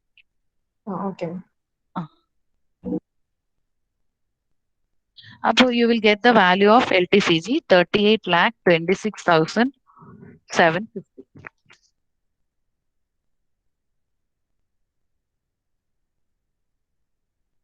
പ്ലസ് ഡിഡക്ഷൻ സെക്ഷൻ നമുക്ക് പഠിക്കാം, കാരണം നമ്മൾ അങ്ങനെ ഡിവൈഡ് ചെയ്ത് പഠിക്കുമ്പോൾ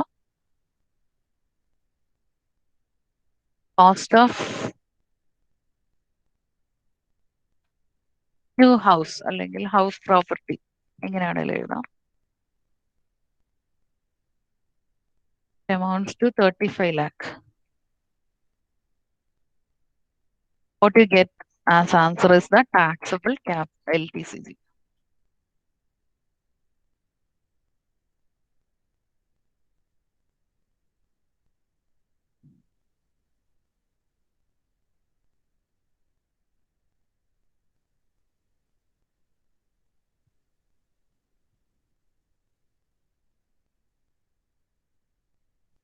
So, ആർക്കെങ്കിലും ഡൗട്ട് ഉണ്ടെങ്കിൽ ചോദിക്കാം. Otherwise, we will move to the next question. Last question and the very important question, I should say.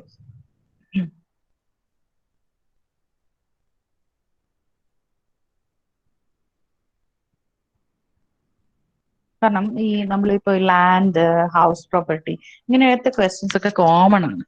Here it is A case of shares ആണ്. അതുകൊണ്ടാണ് ഞാനിത് ഇച്ചിരി ഇമ്പോർട്ടന്റ് ആണെന്ന് പറയാൻ കാര്യം. And assessee A had purchased 500 shares. അപ്പൊ ആദ്യം വാങ്ങുന്ന 500 shares of total face value of 5,000, 5,000 രൂപ വാല്യൂ ഉള്ളത്. He had boat it for 8,540. He received 100 bonus shares of value 10 each from the same company. He sold the original 500 shares. ആദ്യം വാങ്ങിച്ച 500 ഷെയർസിനെ cell ചെയ്തു. ഈ bonus ഷെയർസിന്റെ പ്രത്യേകത എന്താ? നമ്മൾ എന്തെങ്കിലും പേ ചെയ്തിട്ട് നമുക്ക് കമ്പനിയിൽ നിന്ന് കിട്ടുന്നതാണോ? അല്ല. It is provided free of cost. That is you are not incurring any amount. അപ്പൊ ആദ്യത്തെ 500 ഷെയറിനെ ഒരു കോസ്റ്റ് ആയിട്ടുള്ളൂ എന്ന് അർത്ഥം. ഓക്കെ, അപ്പൊ അക്വയർ ചെയ്ത കോസ്റ്റ് എടുക്കുക. പിന്നെ ഇവിടെ വേറെ പ്രത്യേകിച്ച് ഒന്നുമില്ല. ഇതിനകത്ത് നോക്കേണ്ട ഒരു കാര്യം എന്ന് പറഞ്ഞാൽ it has been purchased on 2006 but sold on 2019. അപ്പൊ ഇത് purely it is A case of long term capital asset. Okay, നമ്മുടെ capital gain of mister A എന്നൊക്കെ പറയുന്നുണ്ട്. അപ്പോൾ വേണമെങ്കിൽ നിങ്ങൾക്ക് സ്പെസിഫിക് ആയിട്ട് computation of capital gain of mister A എന്നൊക്കെ എഴുതാം. അങ്ങനെ ഒന്നും എഴുതിയില്ലെങ്കിലും at least computation of capital gain for the assessment year എന്നെങ്കിലും എഴുതാം.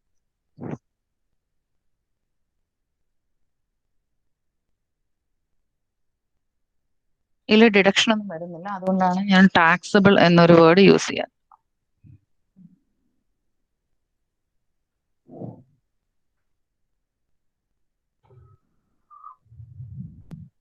ആദ്യം സെല്ലിംഗ് പ്രൈസ് അല്ലെങ്കിൽ sale proceeds.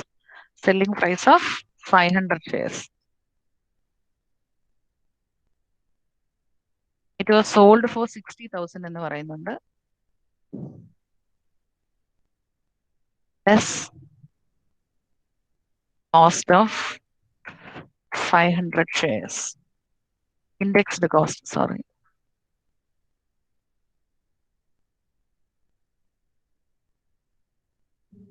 Indexed cost of acquisition എഴുതിയാൽ മതി.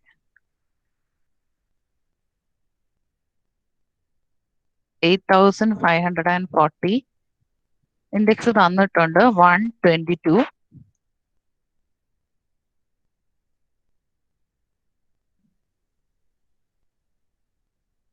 20,230.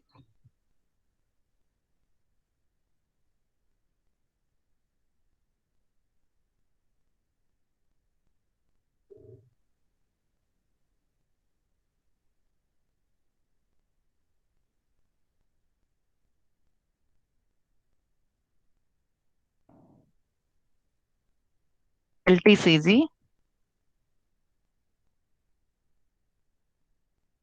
$39,770.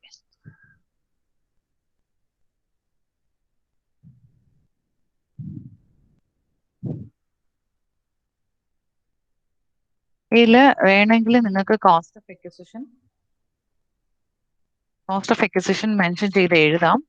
ഇവിടെ പ്രത്യേകിച്ച് അങ്ങനെ ഇതൊന്നും ഇല്ലെങ്കിലും U need to know that there is no cost for bonus shares.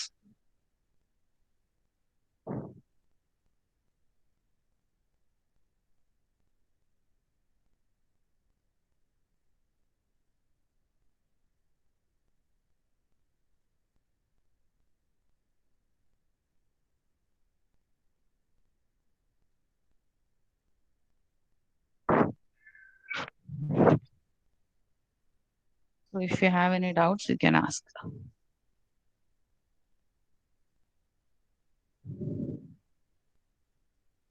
മാം ഈ ബോണസ് ഷെയർസ് ഒക്കെ എന്തോത്തിനാ തന്നെ? ബോണസ് ഷെയർസ് എന്തിനാ തന്നത്? Bonus share it is an add on information, വേറൊന്നുമില്ല അതിനകത്ത് കേട്ടോ. എന്ന് വെച്ച് കഴിഞ്ഞാൽ അയാൾ ബോണസ് ഷെയറും കൂടെ അയാൾക്ക് കിട്ടി. But he selling only what ആദ്യം വാങ്ങി 500 ഷെയർ സെല് ചെയ്യുന്നുള്ളൂ. അതാണ് ഞാൻ ആദ്യമേ പറഞ്ഞ ഈ ക്യാപിറ്റൽ ഗെയിനിൽ ആകെ വരുന്ന ഒരു കാര്യം എന്ന് പറഞ്ഞു കഴിഞ്ഞാൽ ഒന്നിലെ നമുക്ക് ആവശ്യമില്ലാത്ത മീൻസ് ക്വസ്റ്റ്യനിൽ നമുക്ക് എസെൻഷ്യൽ ആയിട്ട് തോന്നാത്ത കാര്യങ്ങൾ കൂട്ടിത്തരും, അല്ലെങ്കിൽ നമ്മൾ വായിച്ചെടുക്കുന്നതിന്റെ ബുദ്ധിമുട്ടായിരിക്കും. അപ്പൊ ഇവിടെ ശരിക്കും നമ്മൾ തെറ്റിക്കാൻ വേണ്ടിയാണ് ബോണസ് ഷെയർ തന്നതെന്ന് നമുക്ക് വേണേൽ പറയാം. കാരണം he is only selling that 500 share. ആദ്യം വാങ്ങി 500 ഷെയർ സെല് ചെയ്യുന്നുള്ളൂ. അപ്പം നമ്മൾ ഈ 100 ഷെയറിനെ പറ്റി വറീഡ് ആവേണ്ട കാര്യമില്ല. ബട്ട് ഫ്രം ദിസ് ക്വസ്റ്റ്യൻ നിങ്ങൾക്ക് ഒരു ഐഡിയ കിട്ടണം, bonus ഷെയർസിന് cost of acquisition will be നിൽ. അപ്പൊ ചുരുക്കി പറഞ്ഞു കഴിഞ്ഞാൽ അർത്ഥം 100 ഷെയർ ഇയാൾ സെല് ചെയ്താൽ the full amount will be his gain. Okay, വേറെ സ്പെസിഫിക്കലി എക്സ്പെൻസസ് ഒന്നും ഇൻകർ ചെയ്തില്ലെങ്കിൽ ആ ഫുൾ എമൗണ്ട് അയാളുടെ ഗെയിൻ ആയിരിക്കും. അല്ലാതെ നമ്മുടെ ഈ ക്വസ്റ്റിനെ സംബന്ധിച്ച് നമുക്ക് 100 ഷെയർസ് അല്ലെങ്കിൽ ആ ബോണസ് ഷെയർസിന് തന്നില്ലെങ്കിലും നമുക്ക് ക്വസ്റ്റ്യൻ ചെയ്യാൻ പറ്റും. അതാ കാര്യം, ഒരു ആഡ് ഓൺ ഇൻഫർമേഷൻ. ഈ 100 ഷെയർസ് കിട്ടിയത്, അതായത് ഈ ബോണസ് ഷെയർ കിട്ടിയത് എന്തുള്ളത് കൊണ്ടാ? ഈ ആദ്യം അയാൾ പർച്ചേസ് ചെയ്ത 500 ഷെയർ ഉള്ളത് കൊണ്ട്. അത്രേ ഉള്ളൂ തമ്മിലുള്ള റിലേഷൻ. Okay ma'am. ആ